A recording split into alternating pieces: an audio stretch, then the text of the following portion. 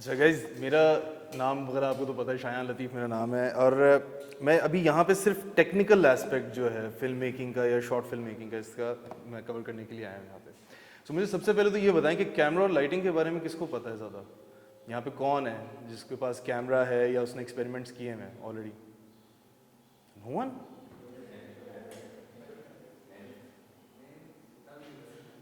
नहीं, जितना ही पता है, जब 2% भी अगर किसी को पता है, कुछ पता है?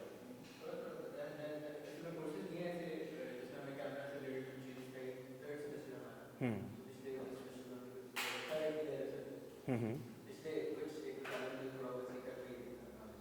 सही है, पर्सपेक्टिव्स के बारे में।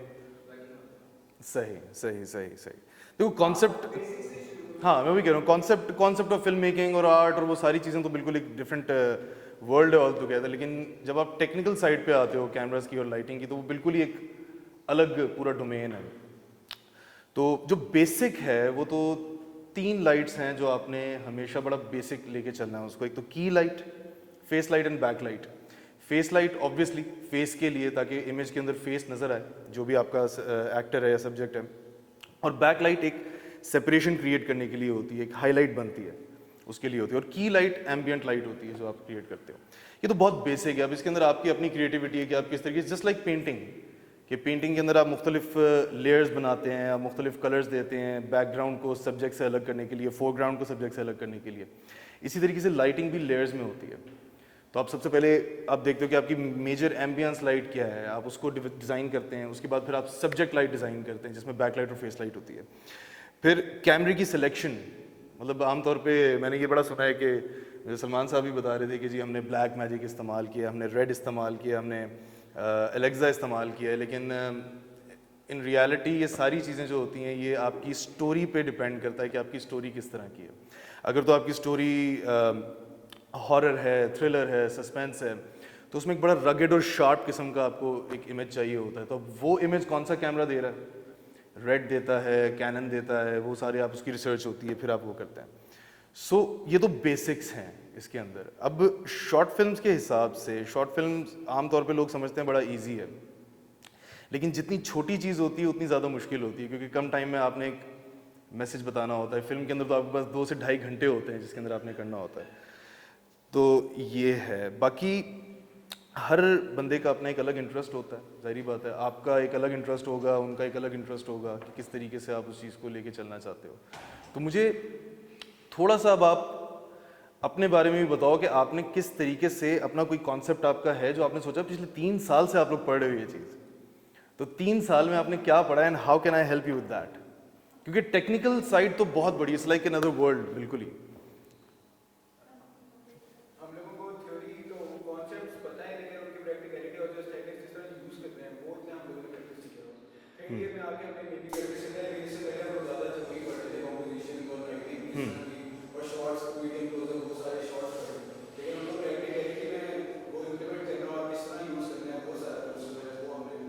वो अब ये फाइनल जो हमारी जो फाइनल टर्म है ना, उससे पहले ये जितना पीरियड है ना, इस 1 मंथ में मैं इनको प्रैक्टिकली उस तरह से गुजारूंगा जो इनकी नॉलेज है। ये प्रैक्टिकली करेंगे, कैमरा ऑपरेट करेंगे, यानी डायरेक्शन में जाएंगे, वो जो स्क्रिप्ट उन्होंने लिखी है उसको एक्सिक्यूट करेंगे, तब इनको समझ में आएगा प्रैक्टिकली। बिल्कुल बिल्कुल एग्जैक्टली, हाँ that's what I am saying कि वो एक बिल्कुल ही अलग चीज़ है। क्योंकि प्रैक्टिकल जो है आपका, सिर्फ आप जब आप ग्राउंड पे जाते हो, जब आप फील्ड पे जाते हो, तो आपको पता चलता है कि वो किस तरह से है। बाकी यूटिलिटी जो है ना, आपके जो स्क्रिप्ट है, जो फाउंडेशन है, बेसिकली आप उसको ब्रेक डाउन करते हैं सबसे पहले तो, कि आपने यार अगर एक सीन है, 4 लोग बैठे हुए बात कर रहे हैं, तो कौन सा वो बंदा है जिसकी बात बड़ी इंपॉर्टेंट है, उसका क्लोजअप लेना है, या कौन सा स्टैब्लिशिंग शॉट है, किस जगह पे आपने उस स्टैब्लिशिंग शॉट को दिखाना है। आमतौर पे आपने देखा होगा कि कुछ सीन्स ऐसे होते हैं जो शुरू ही एक स्टैब्लिशिंग शॉट से होते हैं, या तो ड्रोन शॉट होगा, या तो कोई बहुत बड़ा कोई वाइड शॉट होगा। कुछ शॉट्स होते हैं जो बिल्कुल किसी मैक्रो शॉट से शुरू होते हैं, किसी छोटी चीज़ से शुरू होते हैं, कोई जैसे कोई टेबल के ऊपर कोई कप आया चाय का, और उसके बाद फिर आप उसको खोल के दिखाते हो कि कप कहाँ आया है, किसने उसको उठाया। तो इस तरह की चीज़ें, वो प्रैक्टिकलिटी आपकी स्टोरी टेलिंग के साथ जुड़ी हुई है।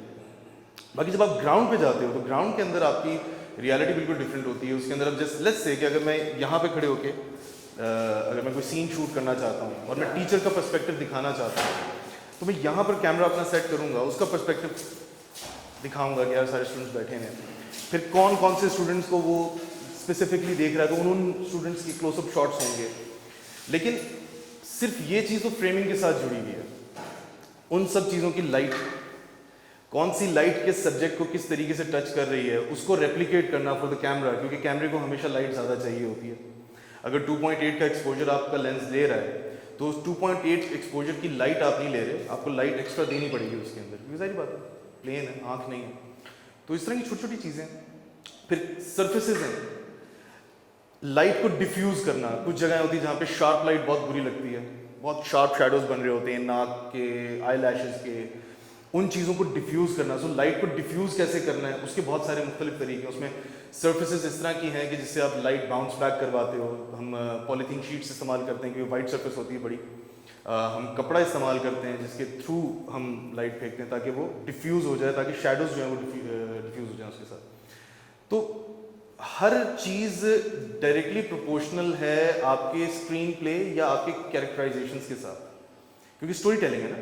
अब लेट्स से कि अगर मैं सूरज की लाइट दिखाना चाहता हूँ, अब सूरज की लाइट हमेशा शार्प होगी, वो हमेशा शार्प शैडोज और शार्प हाइलाइट्स बनाएगी। तो कौन सा ऐसा कैमरा है जो मेरी उन हाइलाइट्स और शैडोज की इंफॉर्मेशन को उस क्लिप के अंदर लेके आ जाएगा? क्योंकि जो फ्रेम होता है, फ्रेम से जो स्पेक्ट्रम होता है, लाइट स्पेक्ट्रम जो होता है, लाइट स्पेक्ट्रम आपके फ्रेम से निकल जाता है हाइलाइट्स और शैडोज की तरफ से, मिड टोन्स आपको ज़्यादा मिल रही होती हैं। तो कौन सा वो फॉर्मेट है जिसके अंदर आपने उन सब चीज़ों को कंप्रेस कर देना है? नॉर्मली A7S3 या A7 III, किसी को पता है उसके बारे में? हाँ ठीक है। तो वो जो होता है वो आपकी लाइट स्पेक्ट्रम को स्क्वीज़ कर देता है। उसके अंदर S-log एक पिक्चर प्रोफाइल होती है, तो वो स्क्वीज़ कर देता है। ये S-log जो पिक्चर प्रोफाइल होती है, इसको आप पोस्ट के लिए इस्तेमाल करते हैं। S-log 1, S-log 2, फिर Cine-log आता है। ये सोनी के अंदर ही है, कैमरास के अंदर से। लेकिन अगर आप रेड इस्तेमाल करते हो, जो फिल्म के कैमराज हैं, जो आप एलेक्सा इस्तेमाल करते हो, even Blackmagic to some extent, मतलब मेरा फेवरेट कैमरा नहीं है Blackmagic to be very honest, मुझे रेड ज़्यादा पसंद है क्योंकि बहुत ज़बरदस्त डायनामिक रेंज है उसकी। तो रेड जो है वो पूरी डायनामिक रेंज को लेके आता है, आपकी हाइलाइट्स को भी और शैडोज़ को भी। तो जो भी कैमरा हाइलाइट्स और शैडोज़ को एक रेंज के अंदर ले आए, स्क्रीन की रेंज में ले आए, तो वो बेहतरीन कैमरा है। That's why they are so expensive, कि अगर आप रेंट पे भी उठाते हैं तो वो बहुत एक्सपेंसिव आपको पड़ता है। अगर आप ख़रीदते हैं तो वो 80-80 लाख रुपए की सिर्फ उसकी बॉडी है। कंपैरेटिव अगर आप ले आते हैं सोनी, तो सोनी मोस्ट वाले ख्याल में 600,000 का उसकी बॉडी है सिर्फ। तो ये जो प्राइस डिफरेंस है, ये सिर्फ उस पिक्चर प्रोफाइल, सेंसर और उसकी डायनामिक रेंज की वजह से होता है। So it's a mix and match. किस टाइप की लाइट इस्तेमाल करते हैं आजकल? एपर्चर लाइट्स बहुत लोग इस्तेमाल कर रहे हैं, अपना ये स्टेरा रॉड्स हैं वो बहुत इस्तेमाल कर रहे हैं। तो मैंने अभी तक नोट ये किया है कि इवन इंडस्ट्री में भी जो शॉर्ट फिल्म जो लोग बना रहे हैं, उसके अंदर वो लोग भी सिर्फ यूटिलिटी की वजह से इन लाइट्स को इस्तेमाल करते हैं कि यार बैटरी लाइट्स हैं ये वो इस तरह से। लेकिन वो लाइट किस सोर्स को रेप्लिकेट कर रही है वो देखना ज़रूरी है। कि अगर सुबह सवेरे का टाइम आपने दिखाना है और रात के टाइम आप शूट कर रहे हैं, तो वो कौन सी लाइट है जो सन का इफेक्ट क्रिएट करेगी? कैमरे का टेम्परेचर क्या होगा? केल्विन का किसी को पता है? किसको पता है केल्विन का? टेम्परेचर, कैमरा टेम्परेचर होता है, फिर लाइट का टेम्परेचर होता है, ये दोनों मुख्तलिफ चीज़ें हैं। तो कौन सी लाइट आपको सनलाइट इफेक्ट का केल्विन दे रही है और कौन सा कैमरा उसको किस तरीके से कैप्चर कर रहा है, वो आपकी रिसर्च पे और आपके स्क्रिप्ट के ऊपर है कि उसकी डिमांड क्या है। अगर मैं कमर्शियल बना रहा हूँ, जैसे कॉर्नेडो का कमर्शियल बना रहा हूँ, तो उसमें आप बताओ कि किस तरह का इमेज चाहिए होगा? हाँ, और डिफ्यूज सा थोड़ा सा, मतलब ताकि कोई शैडोज वगैरह ना बन रहे हो, बड़ा सॉफ्ट सा बिल्कुल। हाँ, ये इमेज कौन सा कैमरा देता है, कुछ इसके बारे में नहीं पता। यहाँ पे रिसर्च है। ये कैमरा आपको एलेक्सा जो है वो बड़ी डिफ्यूज किस्म की फील देता है आपको। और उस तरह तो जो भी आप फिल्म देखो, जिस तरह पायरेट्स ऑफ द कैरिबियन 4 है, किस किसने देखी हुई है अभी तक? हाँ, पायरेट्स ऑफ द कैरिबियन 4 पहली कैरिबियन फ्रेंचाइज की फिल्म है जो वो डिजिटल सिनेमा पे लेके आए थे। उससे पहले वो फिल्म यूज़ करते थे। तो डिजिटल सिनेमा में रेड पे उन्होंने काम किया है इसके ऊपर। तो रेड आपको बड़ा शार्प और बड़ा रगड किस्म का एक टेक्सचर देता है। अब पाकिस्तान में क्योंकि अब जारी बात आप लोगों ने शुरू तो मेरे ख्याल में यहीं से करना है ना, पाकिस्तान से ही काम करना है, तो यहाँ पे ज़्यादातर एलेक्सा चलता है क्योंकि पोस्ट के ऊपर काफ़ी आसान है वो कैमरा। पोस्ट पे आपको ग्रेडिंग के अंदर भी काफ़ी फ़ायदा हो जाता है उसमें, सस्ता भी है बिल्कुल, थोड़ा सा ज़्यादा नहीं। पाकिस्तान में चीज़ों की चल रही है कि वो सस्ती होती है। हाँ हाँ मेन वजह तो यही है। लेकिन अगेन इस तरीके से अगर हम लोग देखते हैं कि यार हमारी स्टोरी किस तरह की है, जैसे अभी आपका जो बंदिश है, मेरे ख्याल में कल उसकी पहली एपिसोड चल रही है ना। हाँ, अब वो बंदिश 2 जो है, बंदिश 2 बड़ा वो रगेड और बड़ी शार्प उसकी फील है, उसको आप डिफ्यूज़ में नहीं लेके जा सकते। अगर आप उसको डिफ्यूज़ में ले जाएंगे तो वो थोड़ा सा उसको रोमांटिसाइज कर देगा उसको स्क्रीन को।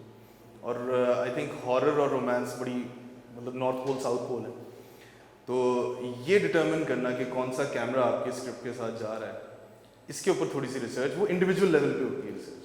For that you just need to know कि कौन सा सेंसर किस तरह की लाइट ले रहा है और उसको किस तरीके से मैनिपुलेट कर रहा है। अच्छा, एक सवाल ज़हन में आता है कि can we use different cameras for different for the same project?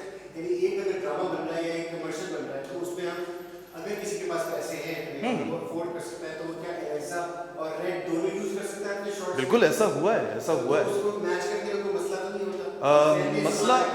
नहीं होता? मसला नहीं होता लेकिन कॉन्सेप्ट क्लियर होना चाहिए। जो भी जो कलरिस्ट है ना, उसका कॉन्सेप्ट क्लियर होना चाहिए इसके अंदर कि वो किस तरह के फिल्टर्स यूज करके उन दोनों को मैच कर रहा है। वरना आप अंदाजा लगाएं कि 5D Mark II जब ये एवेंजर्स 1 आई थी, तो 5D Mark II secondary camera था उसके अंदर, और वो लोग यूज फिल्म कर रहे हैं उसके ऊपर, फिल्म पे वो शूट हो रही है, और secondary camera 5D Mark II है जो कि 1080 देता है, वो मतलब 2K भी नहीं है। तो हाँ, मैं वही कह रहा हूँ कि कलरिस्ट के ऊपर है ना कि उसको किस तरीके से उसको जनरेशन लॉस को वो रिकवर करता है, किस तरीके से पिक्सेलेशन को खत्म करता है। अच्छा, sorry, I have another question. So for example, जो यहाँ पे आप मार्केट में जब आप इंटरैक्ट करते हैं, तो आपको एक लाइटों के ऊपर बहुत कहते हैं, इस तरह की लाइट आपको चाहिए, आपको ये डीडो लाइट चाहिए, आपको ये पैनल्स कहते हैं। आप for example indie film making के लिए कौन सी, how many lights do you really need? देखिए, ये इस सवाल का कोई एक जवाब नहीं है। अगेन कि स्टोरी किस तरह की है। मैं एक जो जनरल जो हमारी इंडस्ट्री में जो चल रहा है, जनरल जो चीज़ चल रही है, उसके अंदर 2 of each लाइट, ठीक है ना, पेयर ऑफ ईच लाइट मतलब होता है। उसके अंदर फिर हाई इंटेंसिटी लाइट्स आ जाती हैं, HMIs हैं, उसमें 6000 वॉट्स की HMI है, 4000 वॉट्स है। लेकिन अगेन कि अगर आपने 6000 वॉट्स अगर आपने लगाना है, तो वो आप अगर पूरी कोई गली है, बहुत बड़ी कोई स्ट्रीट है, उसको लिटअप करना है, तो आपने ठीक है 6K आप ले आए। लेकिन अगर इस क्लासरूम के अंदर काम हो रहा है, तो इसके लिए आई थिंक 6K की हमें ज़रूरत नहीं पड़ती। तो वो again depends on the scene कि आप शूट क्या कर रहे हैं। सो अब हमें जो खूबसूरत लाइट्स की स्ट्रीक्स आती हैं, वो कई चीज़ें आती हैं, वो if you put a high intensity light, उससे बनेंगी। बिल्कुल ऐसा ही है, बिल्कुल ऐसा ही। देखिए, सूरज की लाइट अगेन कि मैं क्या करता हूँ कि मैं जो नेचुरल जो चीज़ है उसको अप्लाई करता हूँ स्क्रीन के ऊपर। देखता हूँ कि अच्छा यार, सूरज की लाइट अगर आती है यहाँ से, बहुत तेज़ इंटेंस लाइट होती है वो, अगर आप ज़रा सा उसके अंदर स्मोक आप कर दो तो वो बीम्स बनाना शुरू कर देता है। तो वही इफेक्ट कौन सी लाइट लेके आएगी। अगर हम लोग इस क्लासरूम में शूट कर रहे हैं, क्योंकि अभी सामने हमारे, तो हम प्रैक्टिकली देख सकते हैं इस चीज़ को, तो यहाँ पर मैं बाहर से, क्योंकि शीशे भी टेंटेड हैं, तो मे बी मैं बाहर से 6K इस्तेमाल करूँगा टू रेप्लिकेट दैट इफेक्ट जो सूरज का है, 6000 वॉट्स। अब ये वाला इफेक्ट ये लो इंटेंसिटी लाइट्स या जिस तरह एपर्चर की जो लाइट्स हैं वो इस तरह की चीज़ अचीव नहीं कर सकती हैं, ये HMI लाइट ही अचीव कर सकती है इस चीज़ को। लेकिन हाँ, जो स्टैंडर्ड है, जो स्टैंडर्ड लाइट्स हैं वो एपर्चर की इंडोर्स के लिए ज़्यादातर लोग यूज़ करते हैं। फिर मिक्स एंड मैच होता है, जैसे अगर आप आउटडोर्स शूट कर रहे हैं, तो आउटडोर्स में भी शैडोज़ को ख़त्म करने के लिए हाई इंटेंसिटी लाइट्स जो हैं उनको डिफ्यूज़ करके फेस पे दिया जाता है, ताकि अगर आप अगेंस्ट लाइट शूट कर रहे हैं, सूरज अगर दूसरी डायरेक्शन से आ रहा है और आप इसी डायरेक्शन से शूट कर रहे हैं, तो उसका बैलेंस लाइट एक देना पड़ती है आपको, ताकि वो जो शैडोज़ हैं वो ना बने। तो मिक्स एंड मैच है इस चीज़ का, थोड़ा सा ट्यून करना पड़ता है, देखना पड़ता है कि यार किस तरीके से आपकी लाइट जो है वो उसका बेस्ट इफेक्ट निकल रहा है। फिर दूसरा ये कि लाइट एंड शेड, ये एक ऐसी चीज़ है जिसके ऊपर काफ़ी लोग कंफ्यूज हो जाते हैं। लाइट एंड शेड मुख्तलिफ फिल्म्स में आपने देखा होगा कि एक स्प्लिट लाइट हुई होती है, हाफ फेस पे लाइट आ रही होती है, हाफ पे नहीं आ रही होती है। तो वो स्प्लिट लाइट एक अलग इफेक्ट है, वो ड्रामास के अंदर नहीं चलता। ड्रामास के अंदर मोस्टली आपने देखा होगा इवन लाइट होती है, बिल्कुल कोई शैडोज नहीं होते। लेकिन फिल्म्स और कमर्शियल के अंदर लोग ज़्यादातर कट लाइट इस्तेमाल करते हैं। तो होती है, लेकिन there is always a fill, वो ब्लैक, मतलब वो ब्लैक नहीं होता, ग्रे होता है। तो खैर उसकी भी जस्टिफिकेशन है वो मतलब फिर लाइट नहीं भी होती है। हाँ, फिल लाइट कभी कभार ऐसा, जैसे बंदिश है, बंदिश के अंदर नहीं है फिल लाइट, उस तरह से इस्तेमाल नहीं की गई, जो कि again it supports the idea, the theme of the, हाँ उसके थीम को सपोर्ट करता है। Again it's just like painting, मतलब जो आपको चाहिए इफेक्ट उसके अंदर थोड़ा सा प्ले अराउंड करना पड़ता है। बाकी लाइट को डिफ्यूज करना, वो सारी 3 चीज़ें हैं जो एक डायरेक्टर ऑफ फोटोग्राफी के डोमेन में आती हैं। If you need a marker or pen, हाँ, it's हाँ, in the drawer. Exposure, lighting और ग्रिप। तो ये 3 बेसिकली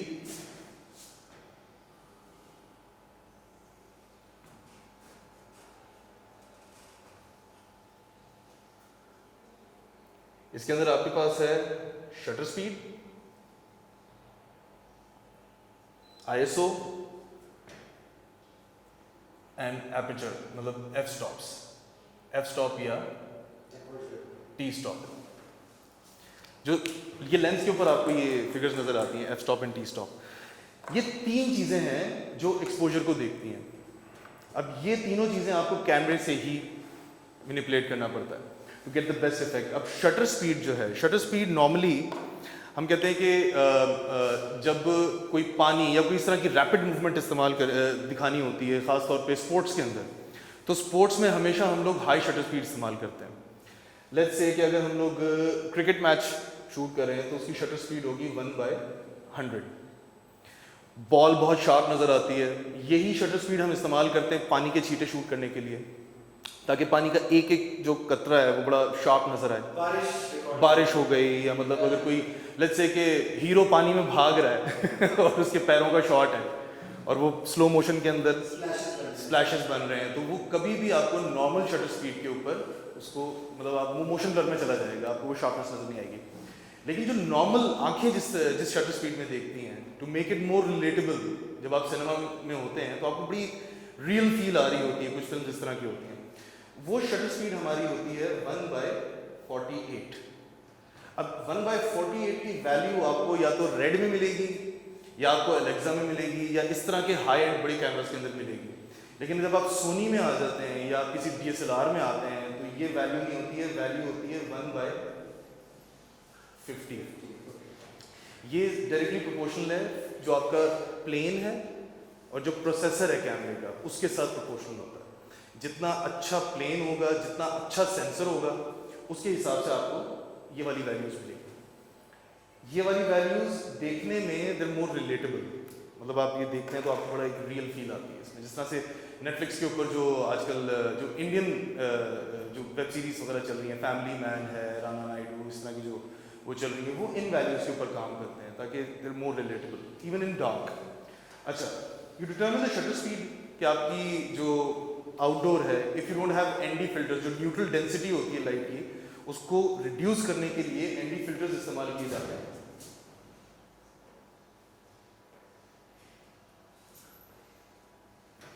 ND फिल्टर्स इस्तेमाल किए जाते हैं, इनकी वैल्यूज होती हैं, इसमें 3 की वैल्यू मतलब 1 stop, 3 is equal to 1 stop, तो 6 इज इक्वल टू 2 स्टॉप्स। इसी तरीके से ये एक एक करके आगे चलता जाता है। तो इस तरीके से न्यूट्रल डेंसिटी फिल्टर्स होते हैं जिसमें आप इस्तेमाल करते हैं। अब लेट्स से कि अगर मेरे पास f स्टॉप 11 की लाइट आ रही है, f स्टॉप 11 की अगर मेरे पास लाइट आ रही है, जो लाइट मीटर्स हमारे पास होते हैं सेट के ऊपर, f स्टॉप 11 की लाइट आ रही है, लेकिन 11 की लाइट बहुत ब्राइट होती है, कैमरा उसको वाइट कर देगा, ब्लोन आउट कर देगा उसको बिल्कुल भी। तो इसको कम करने के लिए हमारे पास कम से कम 2.8 की लाइट पड़नी चाहिए सेंसर के ऊपर। तो कितनी वैल्यू इसमें कम करनी पड़ेगी? 3 स्टॉप्स हैं। अगर मैं ND9 लगाता हूँ, बिल्कुल हाँ हाँ, ND9 अगर मैं लगाता हूँ तो वो 3 स्टॉप नीचे गिराएगा। सो हमें 4 की या 2.8.4 मतलब उसके बिटवीन की हमें अच्छा, कितनी लाइट लगेगी? ND के साथ पोलराइजर भी लगो तो तभी फर्क पड़ता है कि आप पोलराइजर जो होता है वो सिर्फ हाइलाइट्स और शैडोज के बीच में एक ब्रिज होता है।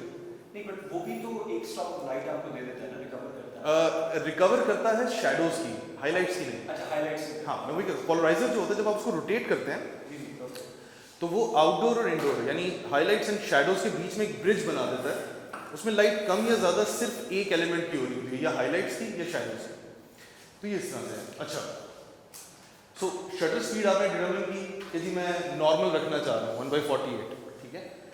सो अगर आपने ये रखी हुई और आउटडोर के अंदर आप शूट कर रहे हैं तो you will definitely need ND filters to cut out light. ISO standard cinema ISO जो होता है वो हमारा होता है 800। ये सेंसिटिविटी होती है फिल्म की कि लाइट कितनी लाइट सेंसिटिव आपका जो प्लेन है वो है। बहुत सारे कैमराज हैं जो जिनकी लाइट सेंसिटिविटी 400 आईएसओ के ऊपर ख़त्म हो जाती है, फिर ग्रेन्स आना शुरू हो जाते हैं। कुछ होते हैं कि जो 800 से आप 1000 पे ले जाओ तो वो ग्रेन्स जो है वो दिखाना शुरू कर देगा। इसी तरीके से 800 जो है ये हमारा वैसे स्टैंडर्ड होता है। आप ये रखें 48 शटर स्पीड रखें, फिर बात आ जाती है आपकी सिर्फ एपर्चर के ऊपर। Aperture is directly proportional to depth of field. जितना एपर्चर आपका बड़ा नंबर होगा उतनी डीप होगी उसकी जो डेप्थ ऑफ फील्ड है, और जितना कम होगा उतनी शैलो होगी। शैलो होगी तो ब्लर ज़्यादा होगा, और अगर डीप होगी तो ब्लर कम होगा। बहुत सारे सीन जिस तरह के होते हैं, जिस तरह मैं कमर्शियल कर रहा था कोक का, जिसके अंदर एक बादशाही मस्जिद के सामने लोग शूट कर रहे थे, और फ्रेम में हमारा जो कैरेक्टर है वो यहाँ खड़ा हुआ था and she was having this Coke, और पीछे बादशाही मस्जिद है। मेरी ड्राइंग भी अच्छी नहीं है पर अच्छा, पीछे बादशाही मस्जिद है। अब डायरेक्टर ने कहा कि यार बादशाही मस्जिद का जो हमसे फासला था वो था कोई आई थिंक 800 to 900 मीटर्स, बहुत दूर थी बादशाही मस्जिद, और कैरेक्टर जो था वो 7 फीट पे खड़ा था। ये कोक का कमर्शियल था जी, ये कोक का कमर्शियल था बिल्कुल। अब डायरेक्टर मुझे कहता है कि यार मुझे वो भी फोकस में चाहिए और ये भी फोकस में चाहिए, तो उसके लिए हमें क्या करना पड़ेगा? कुछ अभी तक मैं एक्सप्लेन कर चुका हूँ ये चीज़। नहीं, एपर्चर की वैल्यू जितनी कम होती है लाइट उतनी ब्राइट होती है, और डेप्थ ऑफ फील्ड उतनी ही शैलो होती है। एपर्चर का नंबर जितना बड़ा होगा, यानी एपर्चर जितना ज़्यादा क्लोज होगा, अगर आप नंबर उसको बड़ा करते हैं तो एपर्चर क्लोज हो जाएगा। यानी अगर लेट्स से कि 2.8, हाँ एग्जैक्टली एफ स्टॉप ज़्यादा रखना होगा ताकि डेप्थ ऑफ फील्ड डीप हो जाए और बैकग्राउंड और सब्जेक्ट जो आपका फोकस में आ जाए। अच्छा, ये चीज़ अचीव होती है हमेशा छोटे फोकल लेंथ के ऊपर। 16 mm, 32 mm, इससे ऊपर जाते हैं तो कंप्रेशन ज़्यादा आ जाती है आपकी। 50 mm, 85 mm के अंदर कंप्रेशन ज़्यादा आ जाती है उसके, सॉरी बिल्कुल, हाँ। तो उस कंप्रेशन की वजह से डेप्थ ऑफ फील्ड वैसे ही काफ़ी आपकी शैलो हो जाती है। तो ये वाले जो लेंसेज हैं ना, मतलब 32 की वैल्यू से नीचे की जो लेंसेज हैं, उन लेंसेज के अंदर आप ये वाला रूल अप्लाई कर सकते हैं कि अगर मैंने इस शॉट के लिए 11 अपना स्टॉप रखा था, 11 एफ स्टॉप रखा था इसके अंदर, ताकि मुझे पीछे और आगे का दोनों का फोकस में मिले, और मैं 32 पे था, इसमें 32 mm पे था, ताकि मुझे पीछे को और आगे का फोकस में मिले। अगर किसी को मैं 50 कर देता तो किसी सूरत मुझे वो नहीं मिलता, कंप्रेशन बहुत ज़्यादा होती है उसके अंदर। अब कंपनसेशन भी होती है कि अगर आपने 11 एफ स्टॉप रखा हुआ है आउटडोर्स के अंदर, तो ऑलरेडी आपका इमेज जो है वो काफ़ी डार्क हो जाएगा। तो उसमें व्हाट वी डू इज कि हम एनडी फिल्टर्स रिमूव कर देते हैं, ताकि मैक्सिमम लाइट जो 11 या 22 एपर्चर की लाइट हमें मिल रही है वो टोटल लाइट हमें सेंसर के ऊपर मिले, क्योंकि गेट्स कम हुए हैं एपर्चर के और लाइट कम आ रही है, तो हम जो भी एब्स्ट्रक्शन है वो निकाल देते हैं। अच्छा, आईएसओ को थोड़ा सा उठा देते हैं। तो अब यहाँ पे मैं शटर स्पीड से 1/48 है, उसको भी चेंज नहीं कर रहा, मैं आईएसओ की 800 से ऊपर नहीं जा सकता बिकॉज़ इससे ऊपर जा नहीं रहा, तो दैट मेरा और सिर्फ कंट्रोल एनडी फिल्टर रह जाएगा उस चीज़ को मैनेज करने के लिए। इस केस में देखिए, अगर आप सोनी इस्तेमाल कर रहे हैं ना, इसमें बहुत लेवरेज है आपके पास। सोनी क्योंकि मिररलेस कैमरा है तो उसके अंदर आप आईएसओ उठा सकते हैं, आप लाइट को मैनेज कर सकते हैं उसके साथ साथ। अगर आपका एपर्चर कम हुआ है 16 पे है, जैसे 11 16 ये वैल्यू है, 22 तो बिल्कुल मतलब वो तो हम नहीं रखते बिल्कुल, क्योंकि उसमें तो बिल्कुल ही ख़त्म हो जाता है सारा काम, वो बिल्कुल एक 2D इमेज बन जाता है। तो इतना भी नहीं चाहिए, थोड़ा सा ब्लर होना चाहिए ताकि वो एक आपको एक 3D की फील आए। लेकिन जब what time of day will we decide or choose for this kind of shot? हाँ, ये भी एक Important चीज़ है बिल्कुल। हम लोग कहते हैं बैड लाइट किसे कहते हैं? जब लाइट टॉप से आ रही होती है। अब हमने अपनी क्लॉक को इस तरीके से डिवाइड किया, अगर ये 12 है और ये 6, ये 3 और ये 9, तो ये वाला जो टाइम पीरियड है ये हमारी नज़र में बैड लाइट है, क्योंकि सूरज यहाँ होता है, और जब सूरज यहाँ होता है और शार्प लाइट वो छोड़ रहा होता है तो आंखों पे शैडो बन रहा होता है। अभी बल्कि ये मैं सिमुलेट कर सकता हूँ, अगर आप इनको देखते हैं तो इनकी आंखों पे एक शैडो बन रहा है, क्योंकि लाइट बिल्कुल टॉप से आ रही है। अब या तो आप एक बैलेंस लाइट इसको दो, जो उसका जिस जगह से जिस डायरेक्शन से शैडोज बन रहे हैं उसके ऊपर एक बैलेंस लाइट दो। अब सूरज की बैलेंस लाइट क्या होगी, तो इसलिए हम उसको कहते हैं HMI। कितनी HMI यार, मतलब एक सूरज आ रहा है किजिलियन के, उसको आप 6K या 12K से तो नहीं बैलेंस लाइट दे सकते। हाँ, क्लोजअप शॉट है तो यहाँ रख दें बिल्कुल लाइट, तो वो बिल्कुल ब्राइट हो जाएगी। या लेकिन ऊपर वो लगा दें सूरज की लाइट के ऊपर। लेकिन मैं हमेशा खिलाफ हूँ इस चीज़ के। हाँ, डिफ्यूजन के खिलाफ हूँ मैं, क्योंकि देखिए अगर आप आउटडोर में शूट कर रहे हैं और पूरे बैकग्राउंड के ऊपर एक लाइट लग रही है सूरज की, आप सब्जेक्ट पे से वो लाइट काट रहे हैं सर, और आप जस्टिफाई नहीं कर रहे, ना तो किसी दरख्त के नीचे खड़ा हुआ है, ना वो किसी शेड के नीचे खड़ा हुआ है। अगर वो बिल्कुल खुले आसमान के नीचे खड़ा तो सूरज काट क्या चीज रही है। तो मैं थोड़ा सा इस चीज़ से खिलाफ हूँ, मैं नेचुरल फील की तरफ ज़्यादा जाता हूँ।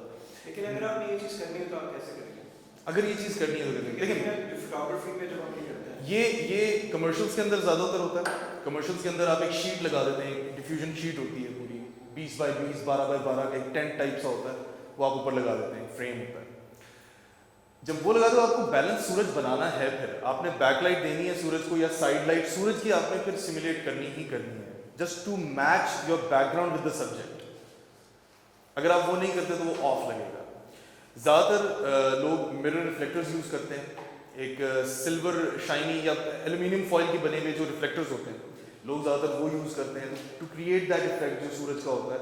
ये इफेक्ट होता है तकरीबन 4:30-5 बजे का टाइम, जब सूरज बिल्कुल नीचे आ चुका होता है, ये वाला इफेक्ट है। बिल्कुल बिल्कुल। अब बैड लाइट से जब आप आगे जाते हैं तो यहाँ तक 5-5:30 बजे के टाइम के बाद स्काई फिल खत्म होना शुरू होता है। सॉरी बताएं। हाँ बिल्कुल, इसके अंदर करते हैं।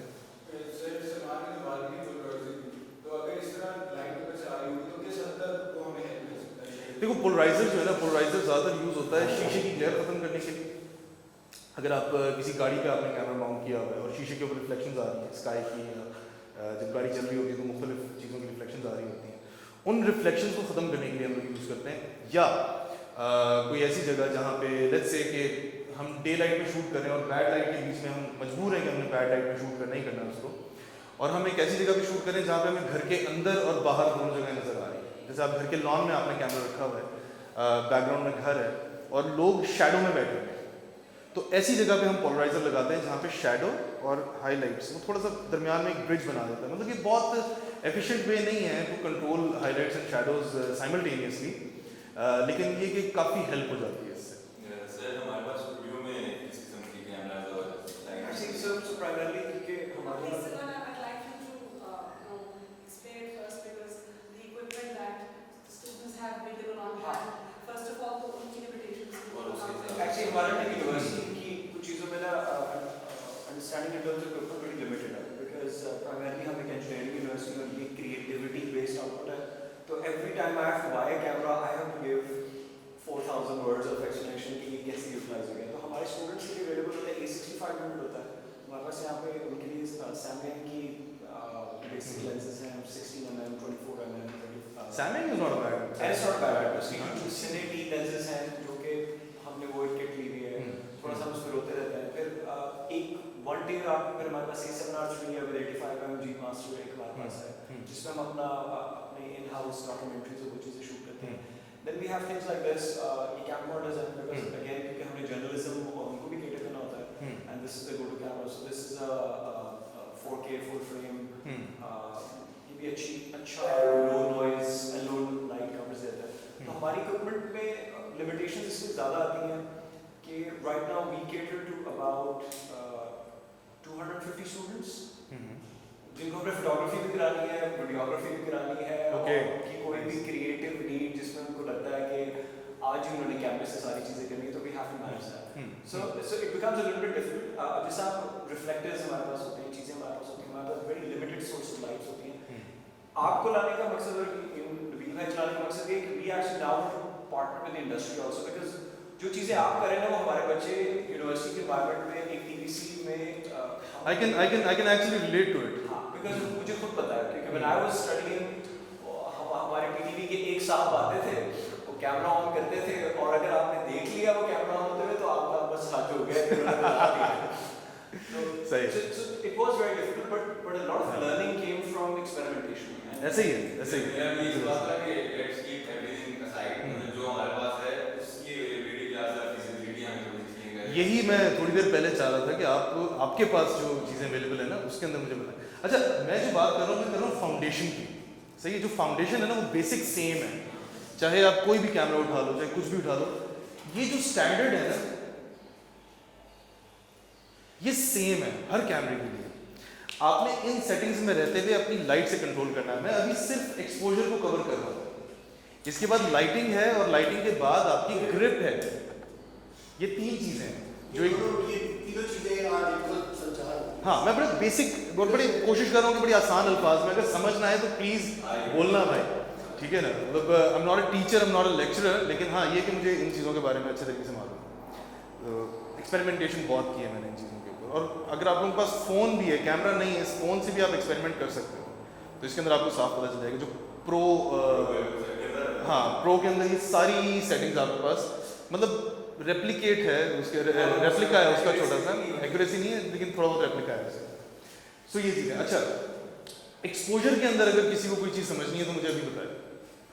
एक ये क्वेश्चन है कि लोग कहते हैं जो आपका फेवरेट है, जिस टाइम 24 फेवरेट पे शूट करो तो उसका डबल शेड है, तो उससे काम करोगे तो वो काफी ज्यादा मोशन ब्लर का मसला होता है। हाँ बिल्कुल बिल्कुल सही है। तो 1/48 और 24 मतलब नॉर्मली यूज होता है फेवरेट। अगर 25 पे होगा तो 48 मतलब 50 तक जाना पड़ेगा या 48 में आपका 20 मिनट बिल्कुल ऐसे ही है। 50 पे हाँ, जो भी फ्रेम रेट है शटर स्पीड उसका डबल हो, मतलब in any case 48 shutter speed जो है ये फिल्म स्टैंडर्ड है। फिल्म स्टैंडर्ड आपका जो फ्रेम रेट होता है FPS 23.9, 24 में और 23.9 में है तो एक डेसिमल पॉइंट का फर्क, लेकिन ये स्क्रीन के ऊपर, बड़ी स्क्रीन के ऊपर बड़ा साफ नजर आता है ये वाला फर्क। तो फ्लिकर आ जाएगा या बालों की मूवमेंट में आपको फ़र्क महसूस होगा। फिर एक जो कैमराज अभी सलमान साहब ने बताए हैं, वो कैमराज उनमें एक इफेक्ट आप लोगों को नज़र आएगा, वो हम उसको कहते हैं जेलो इफेक्ट। टिल्टिंग के अंदर कोई मसला नहीं होता उन कैमराज के अंदर, लेकिन जहां आप उनको लेफ्ट राइट पैन करते हो तो वो सीधी सर्फेसिस को वो थोड़ा इस तरीके से वो करते हैं। हाँ हाँ, तो वो फ्रेम रेट से भी फ़र्क आता है, शटर स्पीड से भी फ़र्क आता है। जो कैमराज आप लोगों के पास अवेलेबल है उसमें आपने सिर्फ इन चीज़ों को देखना है, जो स्टैंडर्ड सिनेमा सेटिंग है उसको देखना है। और पिक्चर प्रोफाइल आपने अपने हिसाब से सिलेक्ट करनी है कि यार कौन सी पिक्चर प्रोफाइल आपको आपके प्रोजेक्ट को सही तरीके से डिपिक्ट कर रही है। अब S-Log है, S-Log जो है ये इन लोगों ने समझ लें कि थोड़ा सा कोशिश की है कि हम फिल्म रॉ को हम टच कर जाएं, लेकिन raw is a completely different world all together. Raw के अंदर आपको ये वैल्यू आपको डिजिटलाइज हो जाती है, एक्सपोजर डिजिटलाइज हो जाता है, ISO डिजिटलाइज हो जाता है। तो इसके अंदर ये है कि आपने कैमरे के अंदर जो भी चीज़ रखी हुई है आप पोस्ट के ऊपर आगे कैन ऑलवेज चेंज इट। लेकिन शटर स्पीड ये मैकेनिकल है और f-stop मैकेनिकल है, इसको आपने सेट पे ही सेट करना है। डजंट मैटर कि कैमरा कौन सा है, कैमरा सोनी है, ब्लैक मैजिक है, और भी दूसरे कैनन है या निकॉन पे भी लोग कर रहे होते हैं काम। ये चीज़ें आपने सेट के ऊपर सेट करनी होती है। तो एक्सपोजर में ऑल टुगेदर एक ये चीज़ है जिसको आपने फॉलो करना है। मैं एक इसको जरा सिंपलीफाई फॉर करूँ। एग्जांपल जब हम लॉग के अंदर शूट करते हैं सोनी का, जी उसके अंदर जो पिक्चर प्रोफाइल्स के ऊपर अगेन बहुत सारे ट्यूटोरियल्स मिलते हैं कि DP7 लगा लें उसके अंदर। So what does that really mean? उसके अंदर क्या उसकी कलर रेंज को सेट करा होता है या उसके डार्क्स को सेट करा होता है या उसके शैडो, वो क्या कर रहा होता है basically? What's that doing? S-Log S-Log के अंदर इमेज के साथ क्या कर रहा से S-Log 1 और S-Log 2 और S-Log 3 में फर्क क्या है? बताओ। क्योंकि इसमें भी हमारे कैमरे में भी H-Log एक होता है, हाइब्रिड लॉग। हाँ हाँ हाँ हाँ,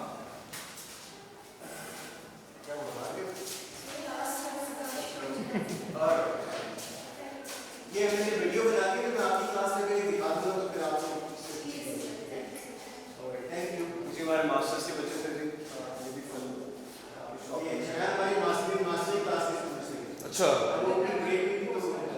ओके नाइस तो मैं जाके देख रहा हूँ सामने जरा के बैठे हुए तुम लोग कराते हैं।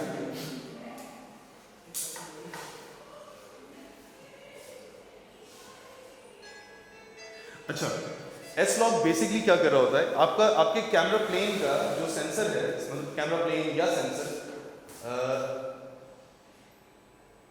सेंसर का अपर हिस्सा जो होता है वो आपके हाइलाइट्स को शो कर रहा होता है और लोअर हिस्सा जो होता है वो आपके शैडोज को शो कर रहा होता है। एस लॉग क्या करता है मतलब नॉर्मली जो लाइट स्पेक्ट्रम होता है वो इस प्लेन से बाहर निकला हुआ होता है तो उसमें होता ये है कि हाइलाइट्स की कुछ इंफॉर्मेशन होती है जो बाहर चली जाती है और शैडोज की कुछ इंफॉर्मेशन हो जाती है तो जो आपके प्लेन से बाहर निकल जाती है। एस लॉग स्क्वीज कर देता है इसको इस पूरी चीज को स्क्वीज कर देता है तो एस लॉग के अंदर आपके पास वो पूरा लाइट स्पेक्ट्रम इस हिस्से में स्क्वीज हो जाता है जिसके जो जब आप उसको देखते हैं उसके इमेज को तो बड़ा ग्रे और उसका कॉन्ट्रास्ट भी नहीं होता और वो सारी चीज़ फिर आप पोस्ट में उसको रिकवर करते हैं। एस लॉग सिर्फ आपको हाइलाइट्स और शैडोज की कंप्लीट इंफॉर्मेशन लेने के लिए होता है मतलब जिस तरह से दूसरे लॉग्स हैं मैं नॉर्मली लॉग्स इस्तेमाल नहीं करता क्योंकि हमारे यहाँ पे ग्रेडिंग का हिसाब किताब काफ़ी ख़राब है पाकिस्तान मतलब लोगों को या तो ग्रेडिंग का कॉन्सेप्ट सही तरीके से नहीं पता और जिन लोगों को पता है दे सुपर एक्सपेंसिव तो किसी भी बताते भी नहीं। हाँ मतलब डिविंची वैसे तो यूट्यूब ट्यूटोरियल्स वगैरह आ गए हैं लोग मतलब खुद भी एक्सपेरिमेंट कर रहे होते हैं इन चीज़ों के ऊपर लेकिन ये अच्छा है कि बिफोर हैंड आपको अगर सेट के ऊपर जब आप अपनी कैमरे से सेटिंग्स कर रहे हो तो ये चीज़ें बिफोर हैंड आपको पता हो तो आप खुद भी काफ़ी हद तक इन चीज़ों को सेट कर सकते हैं। अच्छा अपार्ट फ्रॉम फिल्म्स जो आप नॉर्मल एडवर्टाइजमेंट से टीवी सीरियल वगैरह शूट करते हैं how often do you use the log यार नहीं हम लोग जो ये टीवी सीरीज और ये सारी चीज़ें ये हम रॉ पे शूट करते हैं और रॉ दे रहा है हमें एलेक्सा और रेड ये दो ही कैमराज हैं ब्लैक मैजिक पॉकेट जो भी आया है 6K वो भी आपको रॉ देता है लेकिन एक्चुअल रॉ जो है वो रेड देता है because of that red code उसका जो कोड है रेड कोड जैसी चीज़ ये कोडेक अभी तक कोई और दूसरा कैमरा नहीं दे सका जिसकी वजह से रॉ फाइल जो है वो कंप्लीटली अनकम्प्रेस्ड एक फाइल आपको मिलती है साइज भी बहुत बड़ा R3D ठीक है लिखा हुआ भी बड़ा कूल तरीके से होता है इन्होंने R3D ये रेड को ही इन्होंने R3D करके उस तरह शूट किया। पोस्ट से और रेटिंग से रिलेटेड क्वेश्चन है कि जब आप एंड में कलर बेस्ड परफॉर्म करते हो या प्रोडक्शन बनाने लगते हो तो वो लॉग का जो इफेक्ट है वो रिवर्स करता है हाँ थोड़ा सा रिवर्स के ऊपर आता है इफेक्ट क्योंकि देखिए लॉग आपका क्या कर रहा है लॉग आपकी सारी कलर इन्फॉर्मेशन को खत्म करके highlights and shadow based image दे रहा है highlights and shadow based image तो उसमें कलर जो है आपका चला जाता है तकरीबन कोई 25% depends on the log S log 2 S log 3 है तो वो उस इन्फॉर्मेशन पे डिपेंड करता है कि वो कलर कितना परसेंट नीचे गिरा है उसको आप रिकवर करते हो वापस आके। देखो इमेज जो है ना इमेज कलर सेकेंडरी हो जाता है सबसे पहली चीज़ आती है आपकी हाईलाइट्स एंड शैडोज क्योंकि ये दो चीज़ें हैं जो आपका इमेज जनरेट कर रही है या तो हाईलाइट्स होंगे या तो शैडोज होंगे उनके दरमियान का हिस्सा है जिसको हम मिड टोन्स कहते हैं ना तो मिड टोन्स में आपको सारी चीज़ें नजर आती हैं हाईलाइट्स में या तो आपकी आंखें बंद हो जाती हैं और शैडोज में आप देखने की कोशिश करते हैं तो आपका आंखों का भी आयरस अगर फुल खुला होता तो बड़ी मुश्किल हो रही होती है आपको देखने में। एस लॉग इन दोनों चीज़ों को ग्रे में ले आता है ताकि आप पोस्ट पे इसको मैनिपुलेट कर सको कोई सरफेस ब्लोन आउट नजर ना आए कोई डार्क एरिया के अंदर ग्रेन्स नजर ना आए मतलब वो इस तरीके से होता है एस लॉग का। अच्छा यार डिविंची जो है वो ज़्यादातर यूज़ हो रहा है पाकिस्तान में। हाँ यार ये रिकमेंडेड होते हैं वैसे तो कैमरास के हिसाब से लेकिन अभी तक अगर हम बिल्कुल आसान अल्फाज में ले आए ये सारी चीज़ को तो Samsung is the closest company जो डिस्प्ले बहुत अच्छा दे रही है आपको मतलब वो वाले डिस्प्लेज जो आप जिन पर आप ग्रेडिंग भी कर सकते हैं उनको आप हाँ एक्यूरेट भी मतलब Samsung is very close to what you actually want लेकिन जब भी मैं आपको बताऊँ यहाँ पे कि ग्रेडिंग जब भी होती है तो ग्रेडिंग देखने से ज़्यादा जो मैथमेटिक्स चल रही होती है उसके ऊपर होती है ग्रेडिंग। एग्जैक्टली और कोई भी प्रोजेक्टर कोई भी स्क्रीन आपको एक कलर नहीं देगी मुख्तलिफ कलर्स होते सर आप डीसीपी के भी ग्रेडिंग फ़र्क करते हैं और स्क्रीन से भी ग्रेडिंग फ़र्क करते हैं नहीं उसकी कोडेक और इनकोडिंग मुख्तलिफ होती है कोडिंग का फ़र्क हाँ बेसिकली सिर्फ कोडेक का फ़र्क हाँ इनकोडर आप मुख्तलिफ यूज़ करते हैं उसके लिए कि ठीक है डीसीपी तो आपकी चल रही है ना सिनेमा के ऊपर अनकम्प्रेस्ड एक फाइल होती है वो चल रही होती है ऐसे सर एक सवाल बिकॉज आप इधर एस लॉग की बात कर रहे थे, अब फॉर एग्जांपल मैं यहाँ पे एक शॉर्ट फिल्म शूट की तो मेरे पास एक A7R3 था और एक 7S3 था। अब ऑब्वियसली दोनों एक दूसरे के भी मैच नहीं है, S3 का लॉग फर्क है, उसका लॉग की क्वालिटी एक 10 बिट रॉ है तो पता नहीं वो क्या है। How do you match these cameras? For example, I give my students an A7R3 and I give them an A6500. अब यही हमारे पास है and it's not like क्योंकि देखिए बाहर से अगर हम कैमरा लाते हैं तो इनके ऊपर एक प्रेशर पड़ता है, you know they have to pay shifts देनी है, चीज़ें देनी है, और आपको मैंने खुद देखा है रेड आता है तो बंदे के साथ आता है, हाथ भी नहीं लगाने देता। आपने जो अपने एक्सपेरिमेंटेशन के ख्वाब देखे होते हैं वो उसी को चकनाचूर हो जाते हैं क्योंकि वो कहता है भाई ये 8 घंटे के लिए है और मैं इसके साथ हूँ, आप शॉट देखेंगे, DOP आपका कहाँ है। तो उस पॉइंट ऑफ व्यू से how do you match say something like an A6500 with an A7R3 somewhere in a log, because देखिए मुझे ये पता है कि लॉग से कलर की आपको एक मैनिपुलेशन मिल जाती है, या तो फिर आप कलर ग्रेड करें ना, या फिर आप दोनों कैमरों के अंदर क्योंकि देखिए एक ड्रॉप सेंसर है, फुल सेंसर है, वो वाला भी मसला आता है। सो आप उसका मिडिल रोड आप एज ए DOP फिर कैसे, बिकॉज़ हमें तो यहाँ पे देखिए at the end of the day these guys will produce indie films, ये शॉर्ट फिल्म जो कि इंशाल्लाह इनको मास्टर्स की किसी एप्लीकेशन में हेल्प करें या इनको किसी अच्छे प्रोडक्शन हाउस में स्पेस दिलाएं भाई मुझे काम आना है। So where do we create that middle ground? देखिए एडोबी प्रीमियर है जो हम एडिटिंग के लिए यूज़ करते हैं नॉर्मली। अब मैं क्योंकि एडोबी प्रीमियर मुझे पता है उसके बारे में बहुत अच्छे तरीके से, इस वजह से मैं उसी में से ही एग्जांपल आपको बताऊंगा इसकी। कलर स्पेक्ट्रम होता है, एक चार्ट होता है पूरा, जो किसी भी इमेज के ऊपर आप रोकते हैं तो वो एक स्पेक्ट्रम बना हुआ होता है। You simply match that spectrum to with the different shot, कि अगर दो शॉट्स हैं, एक का कलर स्पेक्ट्रम आपने सेट कर दिया कि यार ये कलर मैं चाह रहा हूँ दूसरे पे आए, तो आप उस स्पेक्ट्रम को मैच करते हैं उसके साथ। उसके अंदर तमाम वैल्यूज होती हैं, हाईलाइट, शैडोज, RGBs, उनकी ल्यूमिनोसिटीज, उन सबको आप थोड़ा थोड़ा मैनिपुलेट करके आप उसको मैच करते हैं, और थोड़ी बहुत अगर कमी पेशी रह जाती है तो आप उसको कलर बैलेंसिंग के थ्रू या ह्यूमन सैचुरेशन के थ्रू आप उसको थोड़ा सा, आप उसको लुट्स के थ्रू भी कर सकते हैं, जो लुक फाइल्स या LUT फाइल्स वगैरह। LUT फाइल्स यार लट्स में यूज़ करता हूँ, लेकिन मतलब मैं बहुत बड़ा फ़ैन नहीं हूँ लट्स का। मैं खुद क्योंकि ऑर्गेनिक चीज़ मुझे ज़रा ज़्यादा पसंद होती है कि यार मैं खुद कोई फील उसकी अलग से निकालूँ। अभी जो शोरील हमारी चली थी इसके अंदर कोई भी ऐसा इमेज नहीं है जिसके अंदर कोई अलग से कोई लट्स लगे हुए। उन सब इमेजेस को अलग से उनके अपने इमेज के हिसाब से उनको ग्रेड किया हुआ है। लेकिन लाइट मैच का ये जो सवाल आपका बड़ा अच्छा है, क्योंकि ये बड़ा मसला होता है आमतौर पर, ये बहुत बड़ा मसला होता है।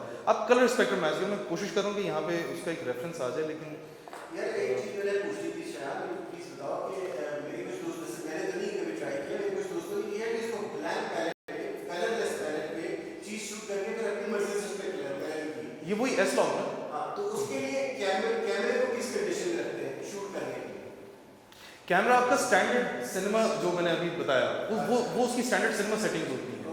उसके अंदर आप ISO कम कर सकते हैं, सेंसिटिविटी कम कर सकते हैं, बढ़ा सकते हैं। अगर आपके पास तमाम टूल्स नहीं है, खासतौर पे जो कैमराज आप लोगों के पास यहाँ पे अवेलेबल है, उसके अंदर आपके पास ND फिल्टर्स नहीं है, ये चीज़ें नहीं हैं, तो आप ISO से और शटर स्पीड से ये चीज़ आप सेट कर सकते हो। देखो शटर स्पीड मैं बिल्कुल मेरे लिए ISO और शटर स्पीड लास्ट रिजॉर्ट है। अगर मेरे पास और कोई तरीका नहीं है लाइट कम या ज़्यादा करने का, तो मैं शटर स्पीड और ISO की तरफ जाता हूँ, वरना मैं कोशिश करता हूँ मैं स्टैंडर्ड सेटिंग्स के ऊपर ही रखूँ। उसमें ज़रा फील आपको ज़रा सी ऑर्गेनिक फील आती है, बिल्कुल रियल फील आती है। और ये जो रात को ये चीज़ करके दिन में रात बनाने के लिए जो डे फॉर नाइट, हाँ डे फॉर नाइट, उसके लिए आउटडोर होगी यार ये बड़ा मजे का सवाल है। ये डे फॉर सॉरी आपने मौला शट में भी तो डे फॉर नाइट को कन्वर्ट बिल्कुल हमने किया हुआ है, डे फॉर नाइट हमने किया हुआ है। अच्छा, डे फॉर नाइट के लिए भी अगेन इमेजिनेशन सबसे पहली चीज़ है कि आपकी इमेजिनेशन किस तरह से काम करती है। फुल मून जब होता है तो एक शार्प लाइट होती है चांद की, काफ़ी बहुत शार्प लाइट होती है। आपको अगर आप किसी ऐसे एरिया में खड़े हैं जहाँ पे लाइट पोल्यूशन नहीं है, उस जगह पे आप खड़े होकर देखते हैं तो चांद बड़े शार्प किस्म के शैडोज बना रहा होता है। अगर आप वही इफेक्ट रेप्लिकेट करते हैं सिनेमा अपना कैमरा स्क्रीन के ऊपर, तो आपको एक शार्प लाइट चाहिए होती है। अब एक बड़े एरिया में जब आप डे फॉर नाइट कर रहे हैं तो सूरज आपके पास वो शार्प लाइट सोर्स मौजूद है, अब आप उसको इस्तेमाल करते हैं। लेकिन उसके लिए कैमरे के अंदर क्या करेंगे, हमारा नाइट का टेम्परेचर हम किस तरीके से डिफाइन करते हैं, कूल या वार्म? कूल होता है, कोल्ड होता है, ब्लू, रात ब्लू, सही। तो हम कैमरे को हर लिहाज से ब्लू कर देते हैं। उसके अंदर हम उसके केल्विन को हम 32 पे ले आते हैं, 3200 केल्विन पे ले आते हैं, ताकि एक डे में जब आप इसको 32 पे लेके आते हैं तो वो वाइट लाइट को ब्लू कर देता है। तो एक ही होता है। फिर आपका कॉन्ट्रास्ट है कैमरे से, आपका कॉन्ट्रास्ट बढ़ जाता है। जो आपका स्टैंडर्ड कॉन्ट्रास्ट होता है 50 पे दिया हुआ होता है कैमरे में, हर कैमरे में डिफॉल्ट 50 होता है इन द मिडल, ठीक है। लेकिन रात अगर आप डे फॉर नाइट करें तो कॉन्ट्रास्ट हमेशा ज़्यादा होगा। डे फॉर नाइट के अंदर अगेन इमेजिनेशन कि नाइट में आप जब देखते हो शार्प लाइट पड़ रही है तो वो शेडो भी उतना ही शार्प बनाएगा।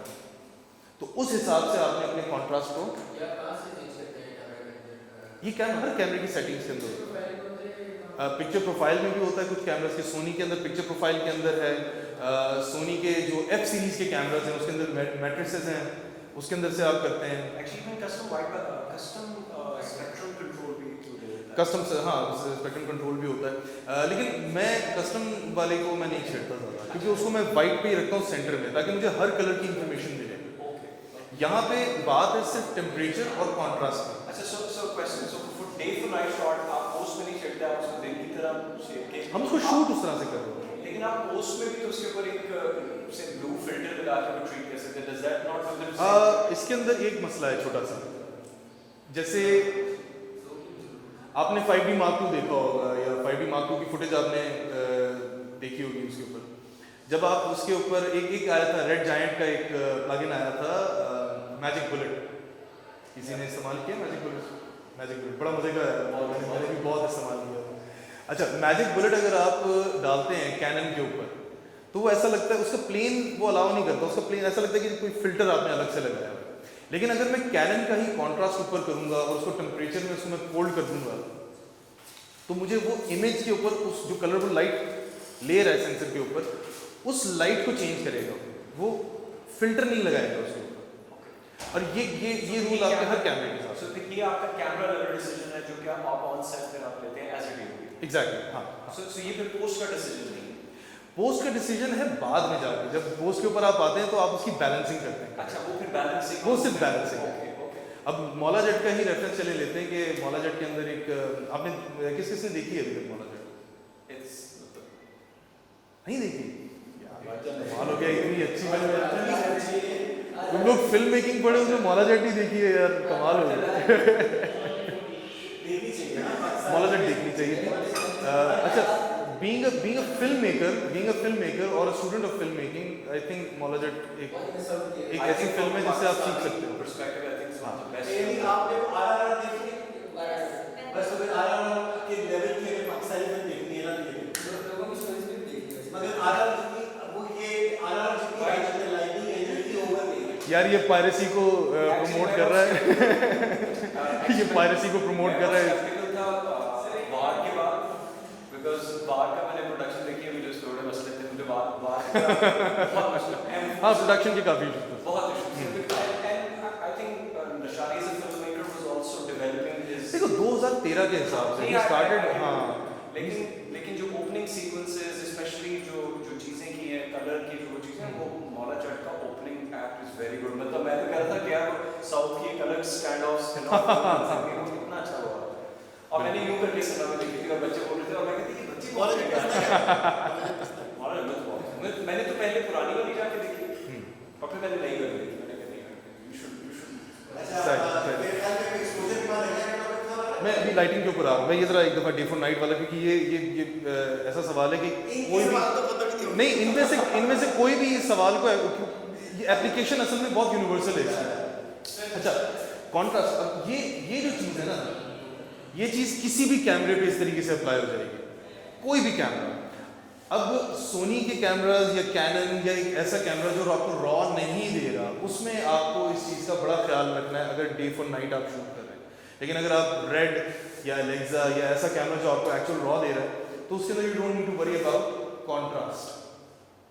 टेम्परेचर उसके अंदर भी आपने रखना है, लेकिन उसमें आपको कॉन्ट्रास्ट की फिक्र नहीं करनी, वो आ जाता है फिर आपका डिजिटलाइज हो जाता है।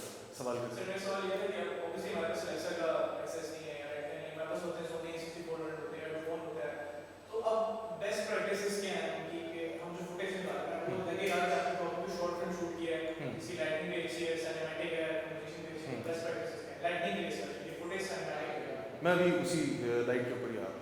अच्छा ये तो हो गया। सिर्फ लाइट पे एक- जाकर एक छोटा सा हाँ ये जो आपने डे फॉर नाइट की है इसकी यूटिलिटी क्या है? नाइट पर डे तो समझ में आती है, चलो बहुत बार यार ये तो बहुत बढ़िया से बात है। ये अच्छी बात है यार। रात के टाइम आप खेतों में शूट कर रहे हैं, सही है, आपने एक बहुत बड़ा एरिया दिखाना है रात के टाइम पे, तो इतनी बड़ी तो लाइटें हमारे पास नहीं है, ना तो इतना बजट होता है किसी के पास कि पूरी फील्ड को आप लिटअप करोगे। 800-900 मीटर की फील्ड है, उसको आप कैसे लिटअप करोगे? कम बजट के अंदर नहीं हो सकता। तो उसके अंदर आप फिर डे फॉर नाइट पे जाते हो। उसका सोल्यूशन ये है, ऐसी जगह जहाँ पे कोई वार्म लाइट सोर्स नहीं है, वहाँ पे आपने सिर्फ चांद की लाइट सोर्स दिखानी है, तो उसके लिए आप डे फॉर नाइट कर लो। लेकिन अगर वार्म है कहीं पे लाइट सोर्स के, लेट्स से कि अगर एक बंदा है वो रात के टाइम किसी सहरा में चल रहा है और उसके हाथ में एक मिसाल है, तो उस मिसाल की जो वार्म फायर लाइट आ रही होगी उसको आपने वो भी ग्लो हो जाएगा। वो भी ब्लू हो जाएगी, वो वाइट हो जाएगी, वो वाइट हो जाएगी। क्योंकि देखो 32 जो होता है ना, 44 जो होता है वो होता है वाइट, उससे नीचे आएंगे ब्लू हो जाएगा, उससे ऊपर जाएंगे वार्म हो जाएगा, सही है। अब कोई एक ऐसी लाइट सोर्स जो है ही वार्म, जो 56 केल्विन के ऊपर है ही वार्म, अगर आप उसको 32 पे लेके आते हो तो वो 44 की लाइट रेंज में आ जाएगी, तो वो वाइट हो जाएगी। तो उसको उसका सोल्यूशन जो है वो आपको पोस्ट में करना पड़ेगा, उस सोर्स को पकड़ के आज आना। हैमजा की गाड़ी का जो एक ऊपर से शॉट है, ये शॉट रात को था, वो भी तकरीबन वाइड हो गया। नहीं वो शॉट जो है वो VFX शॉट है, वो कंप्लीट VFX शॉट है, उसमें गाड़ी पाथवे और वो ग्लास वो सारा इसमें बहुत realistic है। हाँ फोटो रियलिस्टिक था काफी। मौला जेट में कौन सा सीन है? यार मौला जेट के अंदर जब हाँ एंड में जब विलेज को आग लग जाती है, लूना जब अटैक कर देता है विलेज के ऊपर, उसके बाद दानी जो है वो एक बच्चे के साथ, बच्चे के बाद गधा गाड़ी पे भागती है, घोड़ा गाड़ी पे भाग जाती है। भागने के बाद वो मौला जेट से मिलती है एक जगह पे, वो सारा हिस्सा जो है वो डे फॉर नाइट हम लोग नाइट। लेकिन उस दिन ओवरकास्ट हो गया था, तो हम लोग बड़ी मुश्किल में पड़ गए थे, हमें शार्प सनलाइट नहीं मिल रही थी, तो हमने ओवरकास्ट शूट किया था वो सारा के साथ। तो ये उसके अंदर एक मसला आ गया था उस scene के अंदर। हमारे पास डेटें थी नहीं फवाद खान की हमारे पास डेट्स थी नहीं फवाद खान की, जो डेट हमारे पास मौजूद थी उसमें करना ही करना था। तो we didn't have any light कि हम उसको रेप्लिकेट करते या कुछ करते, उसमें टाइम भी बहुत ज़्यादा ज़रूरत था। तो आधा दिन तो बारिश होती रही थी, जब बारिश खत्म हुई है तो सारा ओवरकास्ट था, हमने फिर शूट उसके अंदर हमें मजबूरी थी कि उसमें शूट करना पड़ा था। अच्छा तो एक्सपोजर किस किस को समझ आ गया वैसे, क्योंकि एक्सपोजर ये बड़ी कॉम्प्लेक्स किस्म की चीज़ है। मैं भी आगे अब लाइटिंग की तरफ आ रहा हूँ, लेकिन एक्सपोजर के अंदर कोई सवाल किसी किस्म का? हाँ मतलब ये मैं की चीज़ें बता रहा हूँ, ठीक है। ये एक्सपोजर के अंदर आपका जो स्टैंडर्ड है 800 ISO 1/48 या 1/50 शटर, और F स्टॉप जो है या T स्टॉप वो आपका जो भी आप ऑप्शन रखना चाहो उसके अंदर। तो ये 3 बेसिक चीजें हैं जिसको आप किसी भी कैमरे के ऊपर आपने इन चीजों को फॉलो करना है जब भी एक्सपोजर से रिलेटेड बात आती है। आपने लाइट मिटिगेट करने के लिए कभी शूट का ISO 800 से कम 800 से कम किया?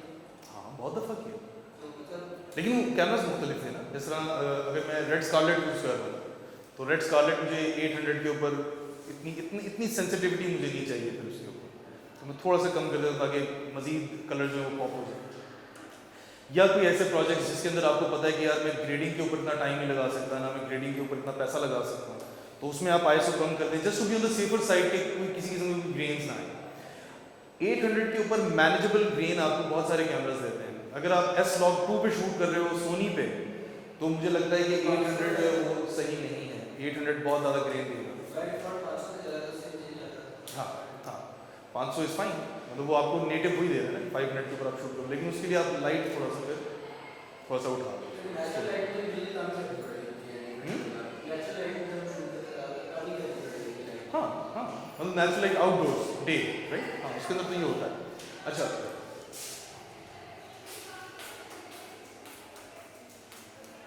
अब आ जाते हैं लाइटिंग के ऊपर। एक्सपोजर की गेम सारी आ गई आपके कैमरा, प्लेन और इन सब चीज़ों के ऊपर, ठीक है। लाइटिंग कोई भी ऐसी एलिमेंट जो आपके एक्सपोजर के अंदर कंट्रोल नहीं हो पा रहा, ख़ास तौर पे शैडोज़ या हाईलाइट, वो आप लाइटिंग से हल करते हैं। अगर जैसे मैं इस कमरे में शूट कर रहा हूँ तो मुझे बाहर ब्लोन आउट नजर आएगा, अंदर मुझे शैडोज के अंदर नजर आएगा, तो अंदर मुझे बैलेंस लाइट देने के लिए थोड़ा सा अंदर का एक्सपोजर मुझे उठाना पड़ेगा। तो उसके लिए मैं बाउंस लाइट भी कर सकता हूँ, उसके लिए मैं डायरेक्ट लाइट भी कर सकता हूँ। अगेन डिपेंड्स के आपका इमेज, उसकी जो जो सीन है, सब्जेक्ट जो सीन है, उस सीन की रिक्वायरमेंट किस तरह की है, उसके ऊपर बहुत डिपेंड करता है। शार्प लाइट्स हमेशा उस वक्त आती हैं जो डायरेक्ट लाइट पड़ी होती है, इसमें बड़े शार्प शैडोज बन रहे होते हैं और बालों का भी शैडो बन रहा है और आई लैशेस का भी शैडो बन रहा है, बड़ी शार्प इमेजेस होते हैं।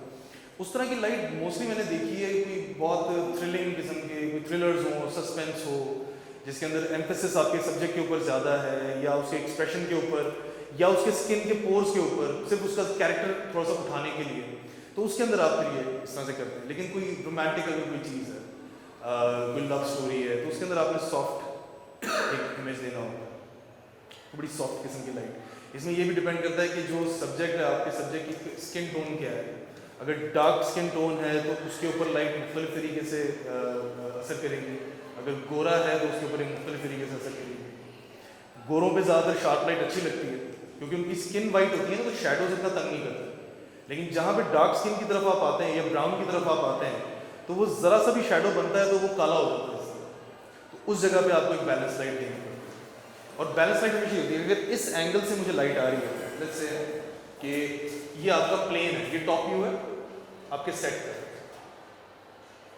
ये कैमरा लगा हुआ है और दो कैरेक्टर्स आपके यहाँ पे बैठे हुए हैं फेसिंग ईच अदर, सही। अब ये आपका फील्ड ऑफ व्यू है।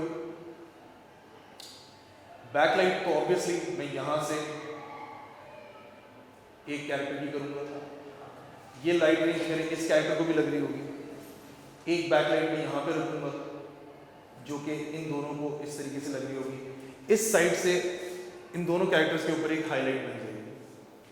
फेस लाइट अब वो मेरी चूजिंग के ऊपर कि मैं फेस लाइट यहां से करता हूं या मैं फेस लाइट यहां से करता हूं, ये मेरे हिसाब से होगा। हाँ बिल्कुल बिल्कुल बिल्कुल बिल्कुल, कि इस जगह से अगर मुझे शैडो सही मिल रहे हैं, सही जगह पे मिल रहे हैं, तो मैं यहाँ पे रखूँगा, अगर यहाँ नहीं तो फिर मैं इसे रखूँगा। वो थोड़ा सा आपको ज़रा सी ट्यूनिंग करनी होती है, हाँ ज़रा सी ट्यूनिंग आपको करनी होती है। अच्छा, ये तो आपकी मेन फेस लाइट और बैक लाइट होगी। एक की लाइट होती है, की लाइट देने का बड़ा तरीके है उनके पास। If there is a window, अगर यहाँ पे कोई विंडो है तो मैं बाहर से एक लाइट दूंगा, वो हाई इंटेंसिटी भी हो सकती है, वो लो इंटेंसिटी भी होती है, to simulate a source coming from the outside. अब वो एक स्ट्रीट लैंप भी हो सकता है, वो सूरज की लाइट भी हो सकती है, वो कुछ भी हो सकता है जो एक पैटर्न बनाएगा मेरे बैकग्राउंड के ऊपर, सेपरेशन क्रिएट करने के लिए। आपके कैमरे का फोकस है यहाँ, राइट? तो अगर आपकी डेप्थ ऑफ फील्ड 2.8 पे आपने खोला हुआ उसको, तो ये हिस्सा सारा आपका ब्लर हो जाएगा। इस ब्लर के अंदर बाहर से आती हुई लाइट जो टच कर रही होगी उस सरफेस के ऊपर, बड़ा मजे का इफेक्ट दे रही होगी। अगर आप पीछे देखो फ्लोर के ऊपर, ये फ्लोर के ऊपर सूरज की लाइट पड़ रही है बाहर से, ये बहुत नेचुरल फील देता है। अब यही सोर्स अगर उठ के दीवार पे लग जाए तो वो आपकी इमेज के अंदर बड़े मजे की लगती है, वो एक डेप्थ क्रिएट करता है इमेज के अंदर, एक 3D फील आती है उससे। तो ये छोटे छोटे एलिमेंट्स हैं, जब भी प्रैक्टिकल कर रहे होगे ना यार, सेट के ऊपर जब भी होगे, इस तरह की लाइट जो पीछे पैटर्न बनाए, डेप्थ क्रिएट करे, वो बहुत ज़रूरी होती है। अगर फ्रेम ऐसा है कि पीछे फ्लैट सरफेस है, आपके पास कोई विंडो नहीं है या कोई इस तरह का एलिमेंट नहीं है जो डिस्टेंस और डेप्थ आपको बता रहा हो उस इमेज के अंदर, so this is how you create that depth, you add a light, a spot, ठीक है। अब ये स्पॉट मुख्तलिफ तरह की लाइट्स बनाती हैं। हमारी फील्ड के अंदर है, हम डीडो लाइट कहते हैं, एक लाइट 5 लाइट्स का पूरा एक सेट है, इसको हम लोग डीडो लाइट कहते हैं। इसके अंदर एक लेंस वाली लाइट होती है जो पीछे मुख्तलिफ पैटर्न्स बना देती है, वो उसमें विंडो का भी पैटर्न होता है, उसमें हर तरह की छोटी छोटी चीज़ें होती हैं। अब तो खैर ये इफेक्ट क्रिएट करने के लिए और भी बहुत सारी लाइट्स आ गई हैं, तो आप रिसर्च करोगे तो आपको काफ़ी सारी लाइट्स मिल रही है, एपर्चर की भी लाइट्स हैं और दूसरी कंपनीज की भी लाइट्स हैं। लेकिन ये एक ऐसी चीज़ है जो बहुत नेचुरल फील क्रिएट करती है। फिर कुछ सीन्स होते हैं जिसके अंदर आपने सिर्फ सिंगल सोर्स लाइट रखनी है, लेट्स से कि बच्चा बैठ के पढ़ रहा है, लाइट चली जाती है, वो मोमबत्ती ऑन कर देता है, तो सिर्फ उस मोमबत्ती की एक लाइट है जो आपने सिमुलेट करनी है, बाकी और दूसरी जो लाइट्स हैं वो सिमुलेट नहीं करनी, वो आपने सिमुलेट नहीं करनी। हाँ, जो बाहर मून लाइट है वो आप सिमुलेट कर सकते हो, ये एक मार्जिन होता है हमारे पास।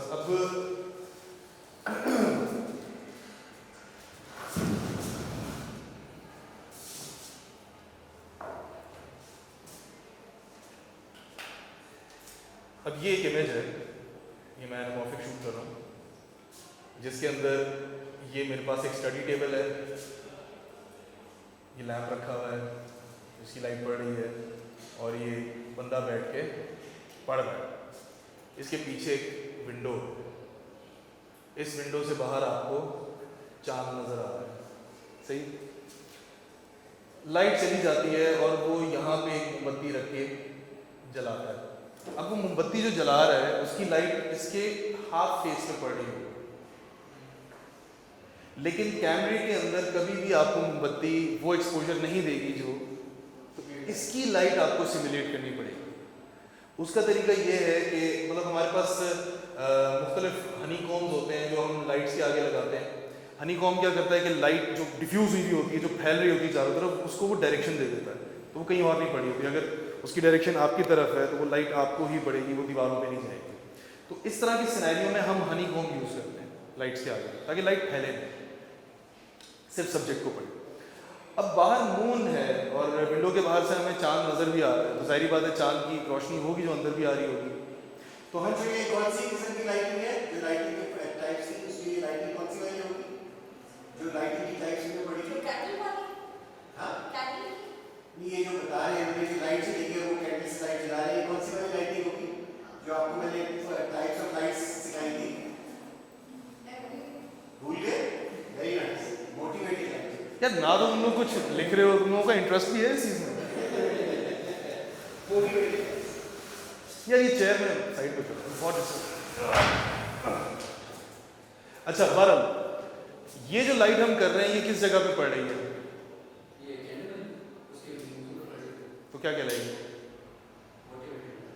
मोटिवेटेड नहीं यार, क्या कह रहे हो? फेस लाइट नहीं तो सिंपल चीज़ है, ये तो एक सिंपल बात है। नहीं मोटिवेशन लाइक वो एक मुख्तलिफ चीज़ है, वो तो सब्जेक्ट एक अलग, हाँ वो तो आपकी स्क्रिप्ट की क्रिएटिविटी के अंदर आ जाती है चीज़। अच्छा ये फेस पे लाइट आ रही है, इट्स वेरी सिंपल, फेस पे आ रही है फेस लाइट, ठीक है। ये किसी और सरफेस को नहीं लग रही है ये लाइट, तो ये फेस लाइट है। मून की जो लाइट आ रही है बाहर से वो बैक लाइट है। क्या ये लाइट मून की डायरेक्शन के हिसाब से जो आपको इस फ्रेम में नजर आ रहा है इस बंदे पे पड़नी चाहिए? सिंपल है ना, लॉजिकल है, एक लॉजिकल एक्सप्लेनेशन है।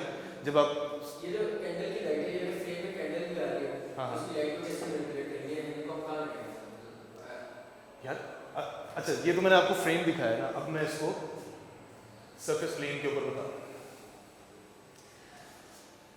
ये मेरी टेबल लगी हुई है, ये मेरी विंडो है और ये मेरा कैमरा लगा हुआ है, सही।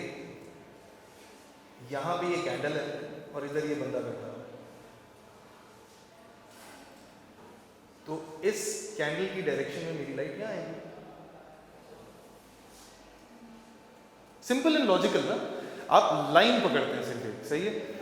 कैंडल किस लाइन में रखी हुई है उस लाइन से आप लाइट लेके आएंगे ताकि एग्जैक्टली सेम इफेक्ट उसका रेप्लिकेट हो। अगर ये लाइट यहां से यहां आ जाएगी तो उसका पूरा फेस लेटअप हो जाएगा जो कि कैंडल की डायरेक्शन से अननेचुरल लगेगा। लाइन देखना, हमेशा लाइन देखना। अब अगर लेट्स से कि मैं यहाँ पे खड़ा हूँ, सही है, और ये वाली लाइट मेरे इस हिस्से को पड़ रही है, तो इस इफेक्ट को जनरेट करने, सिमुलेट करने के लिए आप यहाँ लाइट नहीं रखोगे, आप इसी लाइन में लाइट रखोगे। अब मेरी लाइन ये बन रही है तो मैं ज़्यादा कहाँ रखूँगा लाइट, उसकी मैं लाइन को सिमुलेट करूँगा। इसी तरीके से खिड़की की लाइट मुझे यहाँ से पड़ रही है, सही, तो इस लाइट को रेप्लिकेट करने के लिए मैं लाइट सोर्स यहाँ रखूँगा, ना कि यहाँ। जो बैलेंस आएगा, यहाँ पे अगर मैं लाइट रखूँगा इधर सारा शैडो में चला जाएगा, तो यहाँ से मैं किसी सरफेस से उसी लाइट को बाउंस कर दूँगा, या वो रिफ्लेक्टर भी हो सकता है, वो एक वाइट पॉलीशीट भी हो सकती है, जो स्किमर्स मिलते हैं ना, वाइट डिफ्यूजन जो होती हैं, उनसे भी आप रिफ्लेक्ट कर सकते हो। The idea is to reflect back light through a white surface. तो लाइन एंड लेंथ देखी जाती है, लाइट जितनी दूर जाएगी उतना लाइट शार्प भी होगी, उतनी कंप्रेस भी होगी। लाइट जितनी करीब होगी उतनी फैली भी आएगी। फॉर एग्जाम्पल अगर हम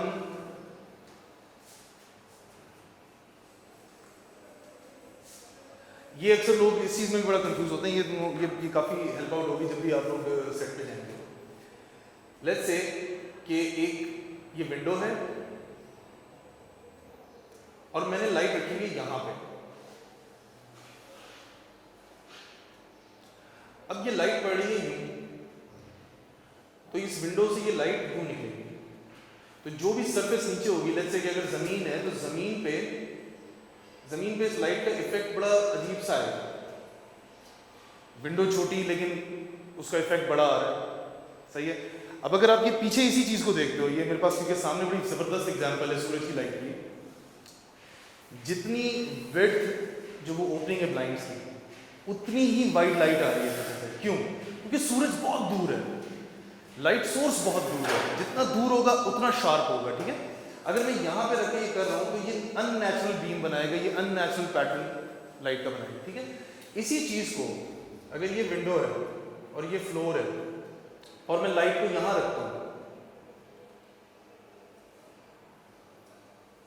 तो मुझे ये इफेक्ट मिलेगा लाइट का, विच इज़ मोर नेचुरल, और इसका इफेक्ट भी बड़ा मजे का लगता है। अगर विंडो के ऊपर कोई पैटर्न है, ग्रिल्स वगैरह लगी हुई होती है, वही पैटर्न आपका बड़ा शार्प दीवारों के ऊपर भी बन जाएगा। इस चीज़ को सिमुलेट भी किया जा सकता है। अगर आपके पास विंडो नहीं है तो आप एक फ्रेम बनाते हैं, उसको हम लोग कहते हैं शैडो जाली। ये एक टर्मिनोलॉजी है जो पूरे पाकिस्तान में सब जानते हैं, शैडो जाली। तो इस तरह के बोर्ड्स होते हैं हमारे पास जिसके ऊपर दरमियान में जो है ना पैटर्न्स कटे हुए होते हैं, डिजाइन बने होते हैं ताकि जब लाइट उसमें से पास हो तो वो डिज़ाइन बना इमेज बनने के बाद अब उसमें दरख्तों के भी हैं, अब उसमें दरख्तों के भी पैटर्न्स बनते हैं, उसके अंदर विंडोज़ हैं, उसके अंदर पता नहीं क्या क्या चीज़ें हैं, गोल स्पॉटलाइट्स बन रही होती हैं, जालियाँ बनी हुई होती हैं। फिर मुख्तलिफ सर्फेसेज हैं। अगर आप सर्फेसेज समझ जाते हैं ना कि कौन सी सर्फेस से लाइट के ऊपर क्या असर पड़ता है, तो दुनिया की किसी भी लाइट से कोई भी लाइट आप लोग बना सकते हो। डिफ्यूज़र उसको इस्तेमाल करना, अगर आपको पता हो जाती है ये बात, तो फिर आप किसी किस्म की भी लाइट को आप यूज़ कर सकते हो। तो आप इस चीज़ के कायल नहीं होंगे कि यार अगर मेरे पास एपर्चर नहीं है तो मैं लाइट डिफ्यूज़ नहीं कर सकता। डिफ्यूजन किस तरह की चीज़ें डिफ्यूज़ कर देती हैं लाइट को, मैं पहले भी बताया था। किसी सरफेस के थ्रू लाइट देना या किसी सरफेस से लाइट को बाउंस करना। और जो रोमांटिक फिल्म होती है ना, जिस तरह से पंजाब नहीं जाऊंगी या जवानी फिर नहीं आनी या इस तरह की नामालूम अफराद, ये सारी बड़ी कमर्शियल फिल्म हैं, इनके अंदर डिफ्यूज लाइट ज़्यादातर लोग यूज़ करते हैं।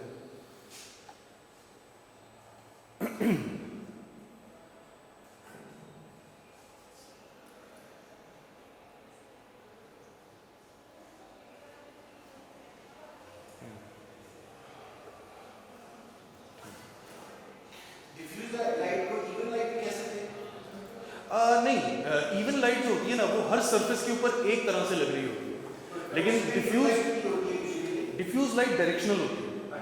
हाँ, मतलब आप, हाँ, मैं भी आपको ऐसे दिखाता हूँ।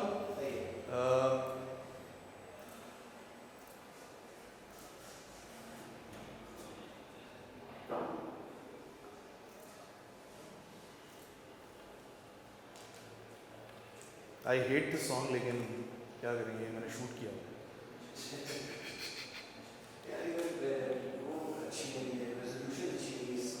नहीं कोई नहीं, लेकिन वही आइडिया तो मिल ही जाता है उसमें।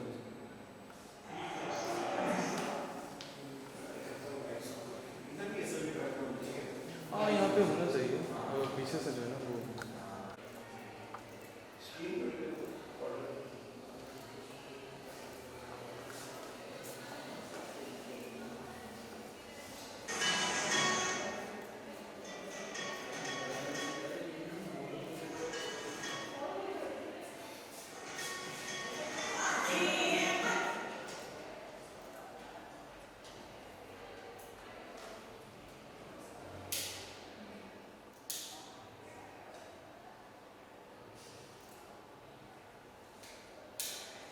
बहुत स्लो इंटरनेट हो गया है।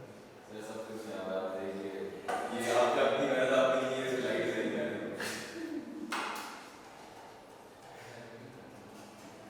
बड़े छोटे छोटे कॉन्सेप्ट्स हैं। मैं देख रहा हूँ थोड़ा बहुत बोरियत भी होती है इंसान को ये सुनने में, लेकिन अगर आप इस चीज़ को जहन में बिठा लो ना, ये छोटी छोटी चीज़ें बहुत हेल्प करती हैं आपको।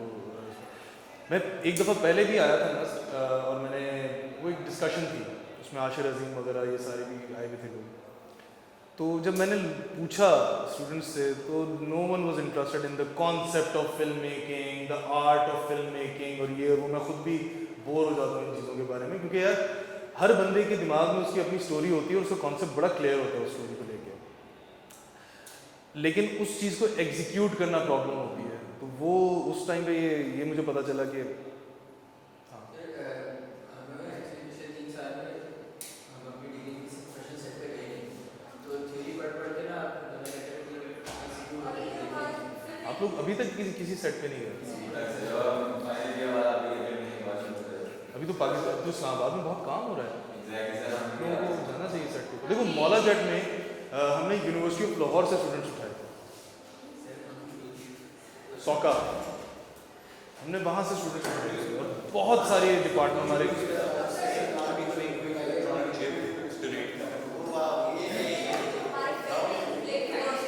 हमारे यूनिवर्सिटी के लिए किसी ने हमें इलेक्ट्रॉनिक चिप डोनेट की है, जो कि हमारे इक्विपमेंट में आ जाएगी।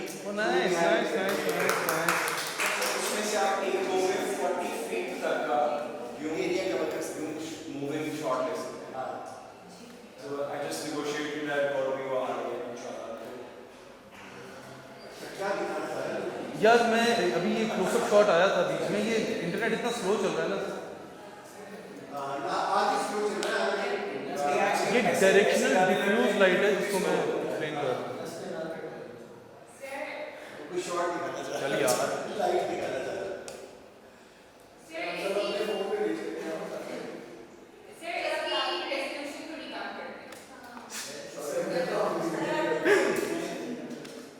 Oh wow, they're very nice. We should 240 कर दें। 240 ये देखिए, at least she's working. तो देखिए वो तो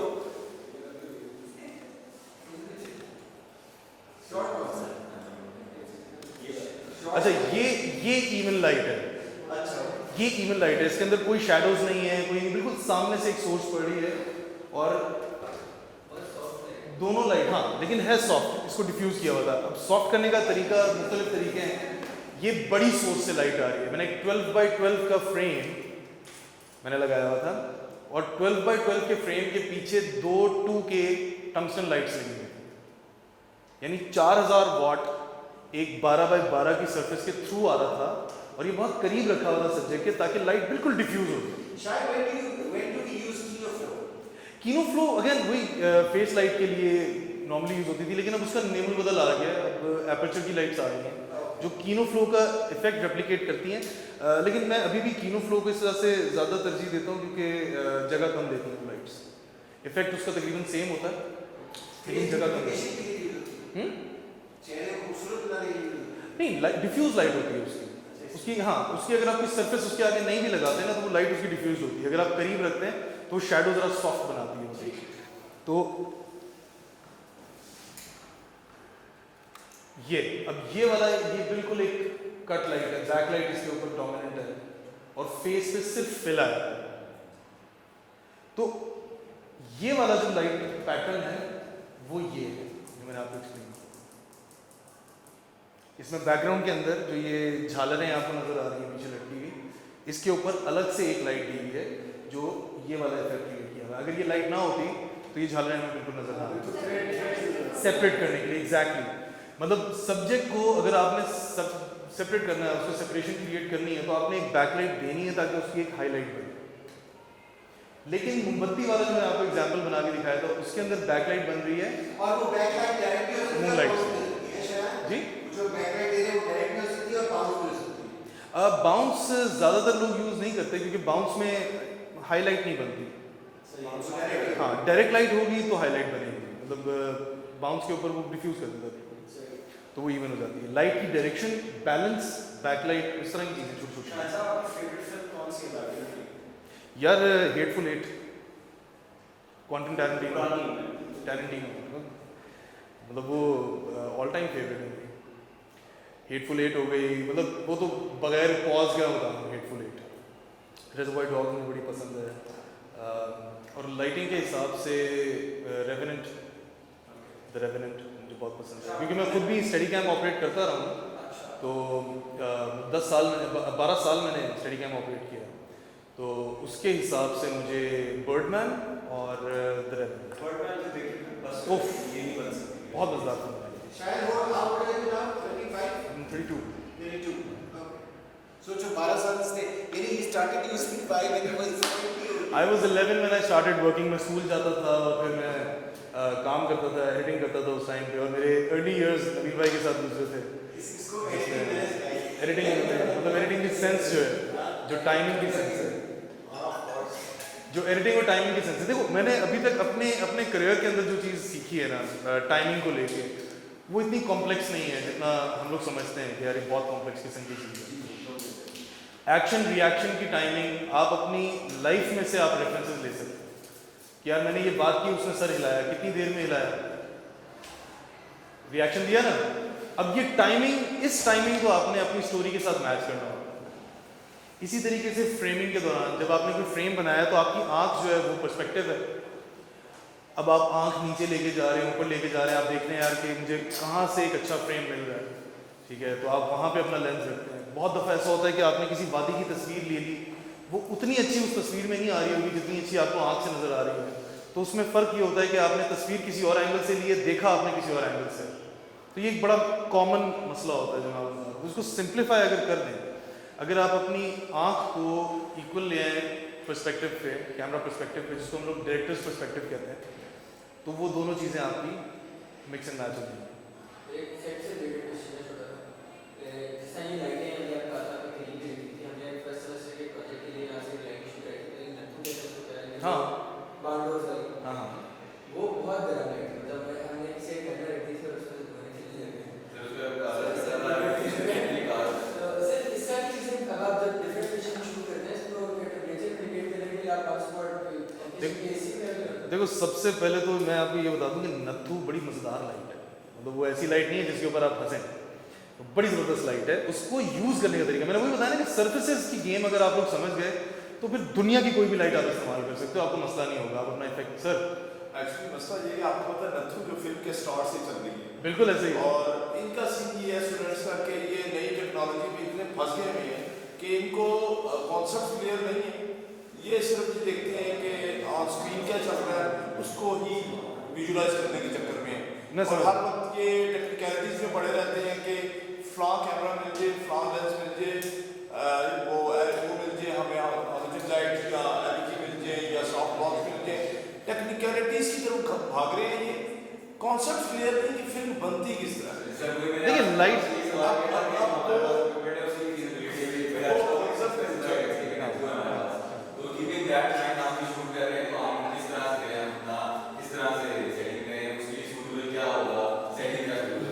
ये जो मैंने आपको बताया है ना, ये अगर आप इसको समझ जाओ, समझो तो सही, मुझे बताओ जो चीज़ समझ नहीं आ रही। मैं तुम्हें प्लेन ग्राउंड बता रहा हूँ।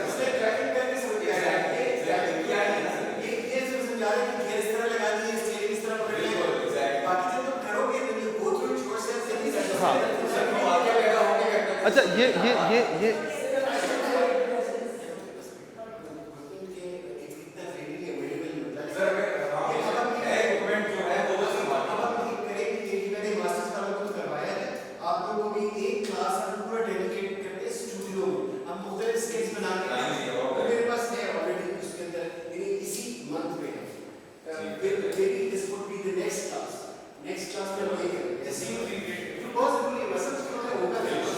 देखो ये तो आप लोगों के लिए एक बिल्कुल समझ लें कि एक बेसिक, ये वो चीज़ है जिसके ऊपर आप इंटरनेट पे भी जाके आप थोड़ा बहुत देख सकते हो कि अच्छा यार क्या करना चाहिए क्या नहीं करना चाहिए।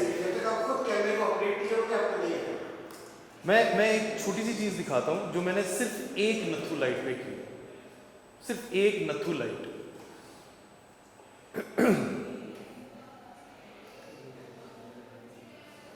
ये मेरा एक्सपेरिमेंट था 2012 में जो मैंने किया था।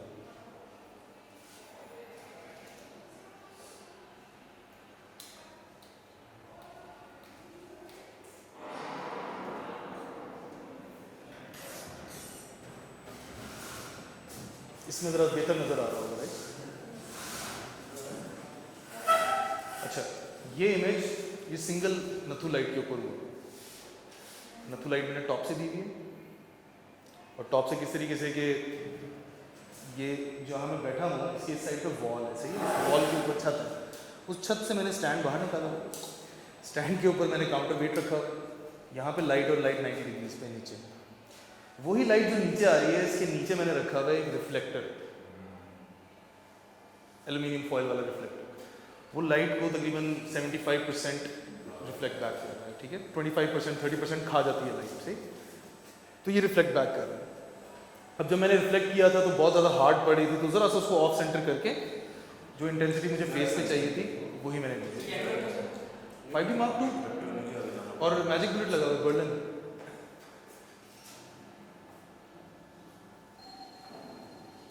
मैंने ट्रैक्स वगैरह भी लगाए हुए थे इसके अंदर। अब ये वाला शॉट है, इसके अंदर ये दोनों कैरेक्टर्स एक ही हैं। ये सामने जो आगे बैठा है ये भी वही है, ये भी वही है, बीच में से स्प्लिट किया हुआ है। फिर इसमें एक गिमिक्री मैंने की थी, मैं चाह रहा था कि यार एक शॉट ऐसा हो जो मैं पैन करूं एक कैरेक्टर से दूसरे कैरेक्टर के ऊपर।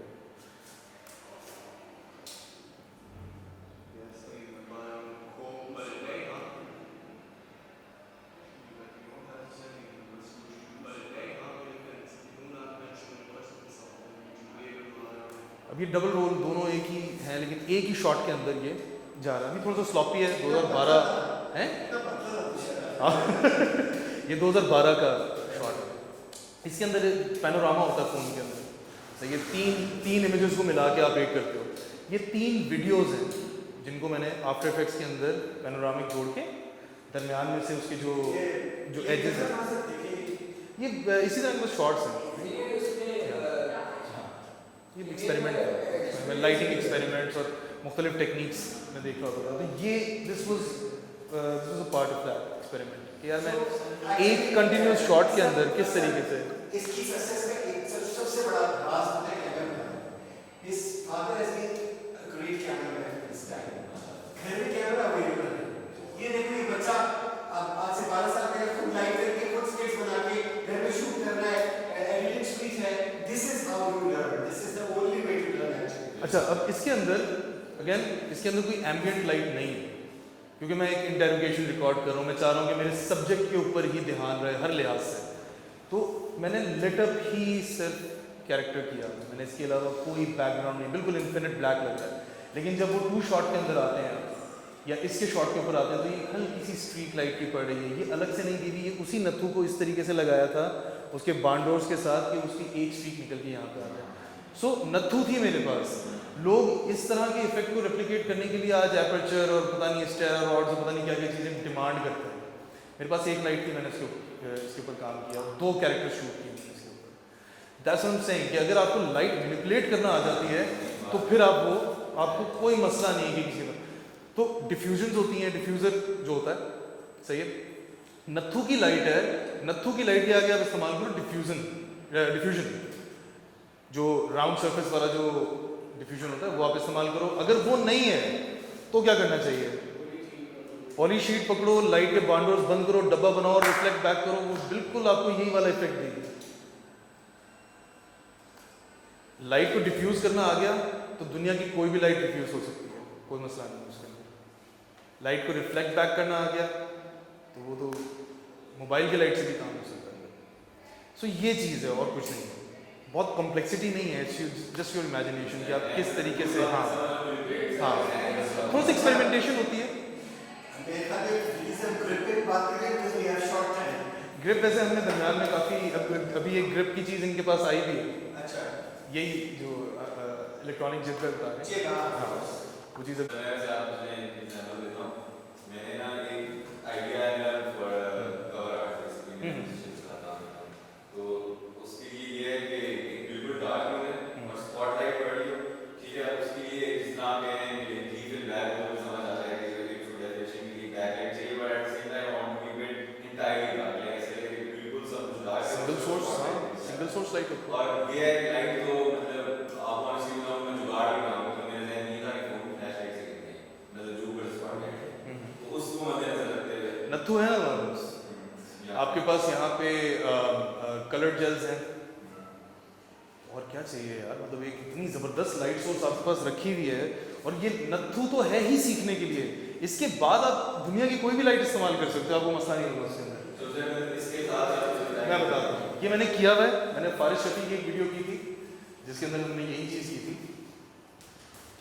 फारिस शफी को हमने खड़ा करना था एक प्लेन पे, और इन्फिनिट ब्लैक उसको करना था, वो भी बाद कोई गाना रिलीज़ नहीं हुआ है, लेकिन मेरे पास स्टूडियो फ्लोर था जिस पे फारिस शफी सेंटर में, तो फारिस ने देखिए तो गुस्सा करेंगे क्या बात। हाँ ऐसा ही है। अच्छा, मेरे पास ऊपर ग्रिड था लाइटिंग के लिए, ठीक है, तो उस ग्रिड के ऊपर मैंने एक 4000 वॉट लाइट मैंने हैंग करवाई थी 90 डिग्रीज पे, बिल्कुल बिल्कुल ऊपर से, ठीक है। नीचे से मैंने 4x8 फीट के पॉलीथीन शीट से यही लाइट रिफ्लेक्ट बैक की थी बैलेंस के लिए। 4K क्यों? क्योंकि ये लाइट तो मैं 1000 वॉट भी दे सकता था। 4K इस वजह से कि 4000 वॉट्स जब इसके ऊपर पड़ेगा और मैं जब कैमरे से उसको कंपनसेट करूंगा तो मेरा एम्बियंस सारा डार्क हो जाएगा, इन्फिनिट ब्लैक पे चला जाएगा। अगर मैं इसको सिर्फ 1000 वॉट देता तो मुझे इनफ लाइट नहीं मिलती और पीछे का भी नजर आ रहा होता। इसके बावजूद मुझे एक कपड़ा लटकाना पड़ा था, इतना इतना कपड़ा इसके इर्द गिर्द लाइट को कवर करके, ताकि उसका सिर्फ एक स्पॉट नीचे पड़े। बिल्कुल, ये चीज़ मैंने सोचा कि यार मैं जो शादियों के फंक्शनों में जो स्पॉटलाइट लगी हुई होती है, कॉन्सर्ट्स के ऊपर स्पॉटलाइट लगी हुई है, मैं यार वो इस्तेमाल करके देखता हूँ, लेकिन उस लाइट की इतनी इंटेंसिटी नहीं है कि मुझे वो चारों साइड उसकी जीरो कर दें। सो नत्थु के अंदर ये चीज़ अचीवेबल है। अगर आपके पास कोई ऐसी जगह नहीं है जिसके ऊपर आप 90 डिग्री पे लाइट लगाओ, तो आप थोड़ा सा 1/3 फेस की साइड पे ले जाके बिल्कुल टॉप लाइट हाइट देके आप दे सकते हो। या अगर किसी ऐसी जगह पे शूट कर रहे हो कि पीछे कोई बैल्कनी है या कोई इस तरह से, तो अगेन हाँ, तो बस इसी तरीके से जो मैंने आपको बताया था कि 90 डिग्री स्टैंड एक्सटेंड करके काउंटर वेट रख के, बिल्कुल बिल्कुल, वो फिर आपके लिए अगेन वही योर क्रिएटिविटी के किस तरीके से लाइट को हैंडल करते हो। लेकिन best way is to use a gaffer. Gaffer जो होता है वो आपको लाइट बना के देता है। आप कहते हो कि यार मुझे टॉप लाइट चाहिए, अपने सब्जेक्ट के ऊपर 90 डिग्री चाहिए या जिस तरह से भी चाहिए, मुझे लाइट बना के दो, तो उसके पास इस चीज़ की नॉलेज होगी कि मुझे किस टाइप का स्टैंड यूज़ करना है, किस टाइप की, ये ग्रिप के अंदर आता है। मैं अभी ग्रिप के ऊपर आऊँगा तो ग्रिप के अंदर ही सारी चीज़ें मैं आपको। अच्छा, ये तो जो स्पॉटलाइट वाला था, ये दिस सिंपल, इसमें कोई ज़्यादा मंतक नहीं है। हाँ, हनी कॉम का ऑर्डर यार ये अच्छा, ये cutters light cutters 4x4 4x3 light cutters होते हैं। मतलब अगर ये लाइट आ रही है आपकी, इस तरह से ये लाइट पड़ रही है और आप चाह रहे हो कि यार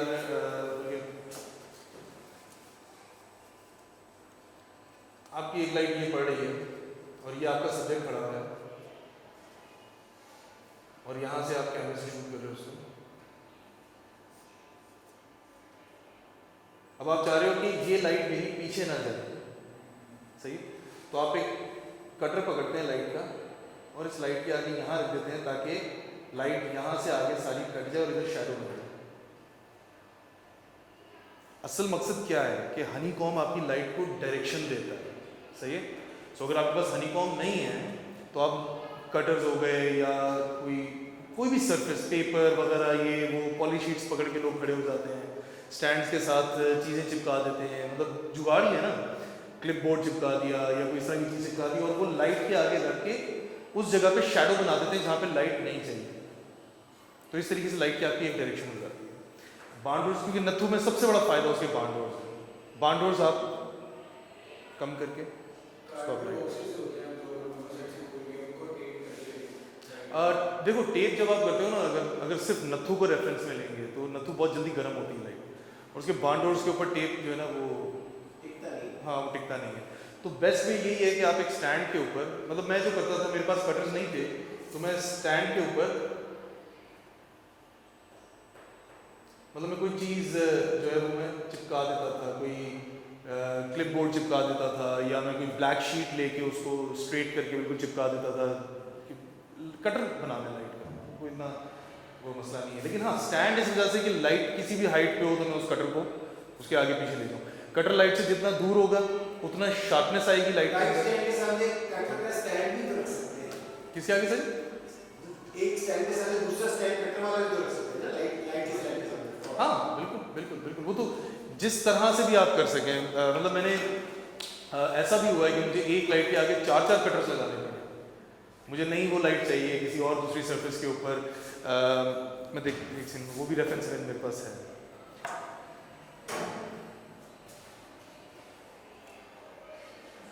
मैं पेशावर में शूट कर रहा था, एक फिल्म थी जो 1946, 47, 48 ये टाइम पीरियड हमने उसके अंदर दिखा था। पीरियड फिल्म लव ट्रायंगल था, जिसके अंदर एक सिख को एक मुसलमान लड़की से मोहब्बत हो जाती है, और वो लड़की जो होती है वो ऑलरेडी किसी मुसलमान लड़के से मोहब्बत करती है, लेकिन वो लड़का जो है वो उसको मतलब उसको अपनी फैमिली से इतना डर लगता है कि वो बात ही नहीं कर पाता उस लड़की के बारे में। इसी असना में पाकिस्तान बन जाता है और इंडिया पाकिस्तान इन लोगों के जो गांव होते हैं उनके बीच में बॉर्डर खिंच जाता है। तो ये फिल्म थी। इस टाइम के अंदर जो बड़ी फैमिलीज हुआ करती थी, जो वेल ऑफ होते थे, वो ही इलेक्ट्रिसिटी अफोर्ड कर पाते थे, और जो निचला तबका होता था वो इलेक्ट्रिसिटी अफोर्ड नहीं कर पाता था। तो ये एक डिफरेंस उस टाइम पीरियड के अंदर था जो हमारी रिसर्च में शो हो रही थी चीज़। तो उसको मुझे वो करना पड़ा था, केटर करना पड़ा था इस लिहाज से। तो वहाँ पे हमने शूट किया पेशावर में।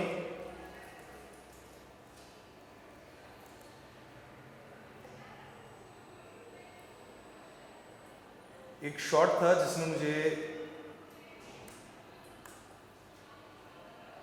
लाइट के आगे बहुत सारे कटर्स रख के उसको सिंपल एक डायरेक्शन में लाइट देनी पड़ी थी। It was a 6K 6000 what light थी जिसको डायरेक्शन देनी थी।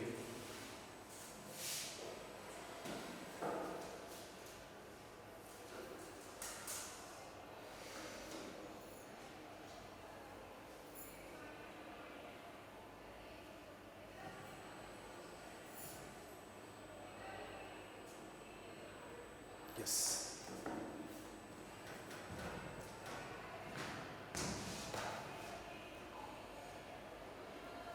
देखिए ये स्प्रेड होके, तो ये लाइट जो थी मुझे इस जगह पे भी तंग कर रही थी। बैक लाइट ये जो लैंप लगा, इस लैंप पे मुझे बहुत तंग कर रही थी, मुझे यहाँ से भी काटनी पड़ी बहुत, क्योंकि लाइट इस जगह के करीब रखी हुई थी पीछे, तो इस जगह पे बहुत तेज़ लाइट पड़ी थी, तो यहाँ से मुझे अलग से काटनी पड़ी थी लाइट। तो ये जो इफेक्ट है यहाँ से लेके यहाँ तक सेम एक्सपोजर का जो इफेक्ट है, ये इस तरीके से अचीव किया था। जिस जिस जगह पे लाइट तेज़ पड़ी थी वहाँ पे मुझे कुछ जगहों पे कटर स्ट्रेट करके भी लगाना पड़ा था कि दरमियान में से लाइट कटी हुई हो और साइडों से निकल रही हो। तो इस तरह की बहुत गिमिक्री की हुई थी इसके अंदर। अब जब मैंने बैकग्राउंड लेटअप कर दिया था और मुझे ये सारी चीज़ें बेहतरीन लग रही थी, पीछे एक घोड़ा गाड़ी वगैरह भी खड़ी हुई है, इसके ऊपर भी हाईलाइट्स बन रही थी। सिर्फ इस हाईलाइट से पता चल रहा है कि एक तांगा है, घोड़ा है, जब ये मूव करता था तो वो पता चलता था स्क्रीन के अंदर। फिर ये आ गया इनकी अगेन, ये जो लैंप लगा हुआ है, इस लैंप की लाइट को रेप्लिकेट किया था ये जो पड़ रहा है, और इस साइड से जो फिल आ रहा है मे बी इस साइड पे एक और लैंप लगा होगा, just to create that illusion कि ये एक लाइन में लगे हुए लैंप्स। तो ये एक हल्की सी सोर्स इस तरफ से आ रही है, और जरा सा मून लाइट फिल, ये देखिए इस तरफ से जो आ रहा है हल्का सा ब्लू, इस हाईलाइट के इस तरफ हल्का सा एक ब्लू, बिल्कुल एक मामूली सा, ये एक मून फिल इसको हम कहते हैं, जिसकी वजह से ये शैडोज के अंदर ये थोड़ी सी डिटेल नजर आ रही है। तो ये 2-3 चीजें जिसके ऊपर ये किया। तो खैर लाइट ड्रिप्स के अंदर आपके पास स्टैंड्स हैं, फिर कैमरा मूवमेंट्स के लिए आपके पास ट्रैक, ट्रॉली, स्लाइडर्स, इस तरह की चीज़ें हैं। तो इन सब चीज़ों के कॉम्बिनेशन से एक डीपी जो होता है वो इमेज जनरेट कर रहा होता है। तो ये है अभी फ़िलहाल तो। बाकी आप लोगों के सवालात, अगर कोई और सवाल हो इस तरह करने का, कोई प्रैक्टिकल 1 2 3 4 5 6 7 सर नथु में टेम्परेचर कंट्रोल नहीं है, हाँ, तो उसको हम टेम्परेचर कंट्रोल के लिए क्या करें? इसका सवाल का जवाब मैं पहले भी दे चुका हूँ। फायर लाइट की जो मैंने बात की थी, नथु का टेम्परेचर क्या है 5600 वार्म टंगस्टन, ठीक है सही। आप अगर इसके आगे लगाते हैं ब्लू, ब्लू जेल पेपर लगाते हैं तो लाइट क्या हो जाएगी? वाइट। 56 का केल्विन के ऊपर अगर आप ब्लू लगाते हैं, यानी अगर आप 3200 का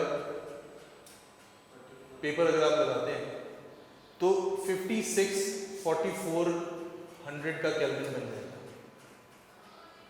वार्म है ना लाइट, उस वार्म के ऊपर आप ब्लू लगाओगे तो वो ब्लू और येलो को कैंसिल आउट करके वाइट कर देगा।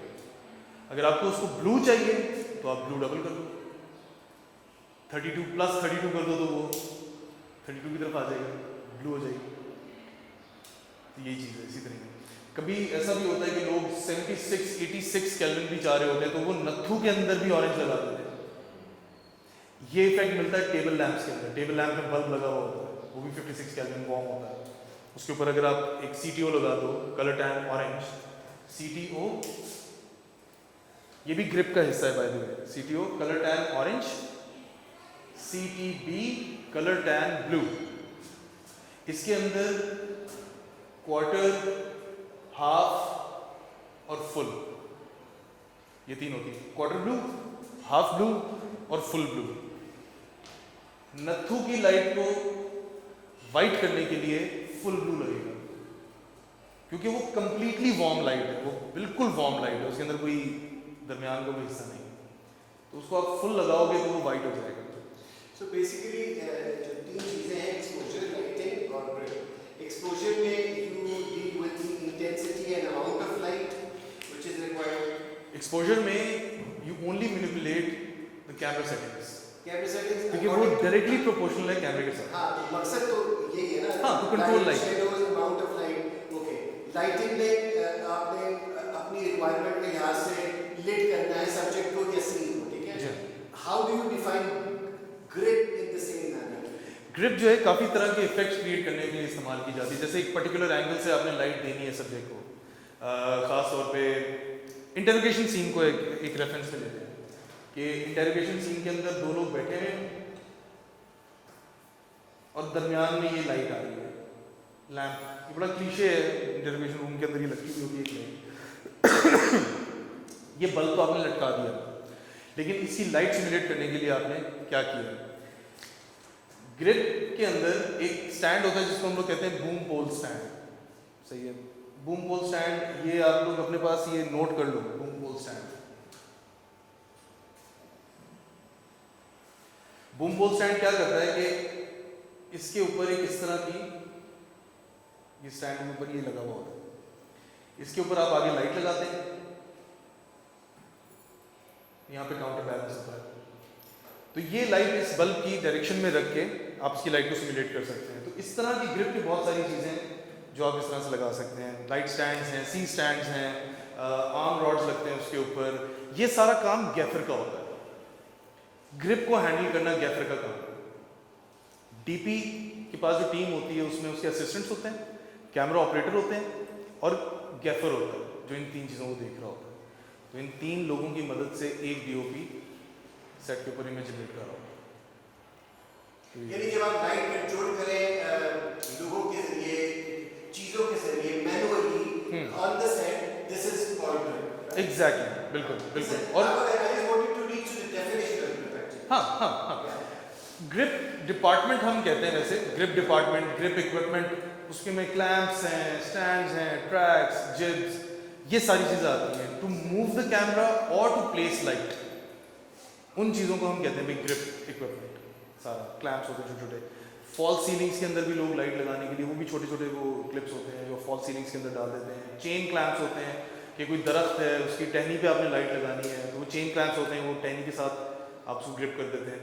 तो ये अगेन ये वाली चीज़ जो होती है ये आपको गैफर, कभी भी आप काम करोगे और एक गैफर आपके पास आएगा, आप उसको सिर्फ ये बताओगे कि यार मुझे यहाँ से लाइट चाहिए, बाकी उसका काम है वो आपको बना के देगा ये चीज़। लेकिन एटलीस्ट अगर आपको पता होगा कि हाँ यार ग्रिप के अंदर यही चीज़ें होती हैं तो you can, it will be easier for you to manipulate light. Filters इन तीनों में से तीनों चीजों में आ सकते हैं या सिर्फ एक चीज में?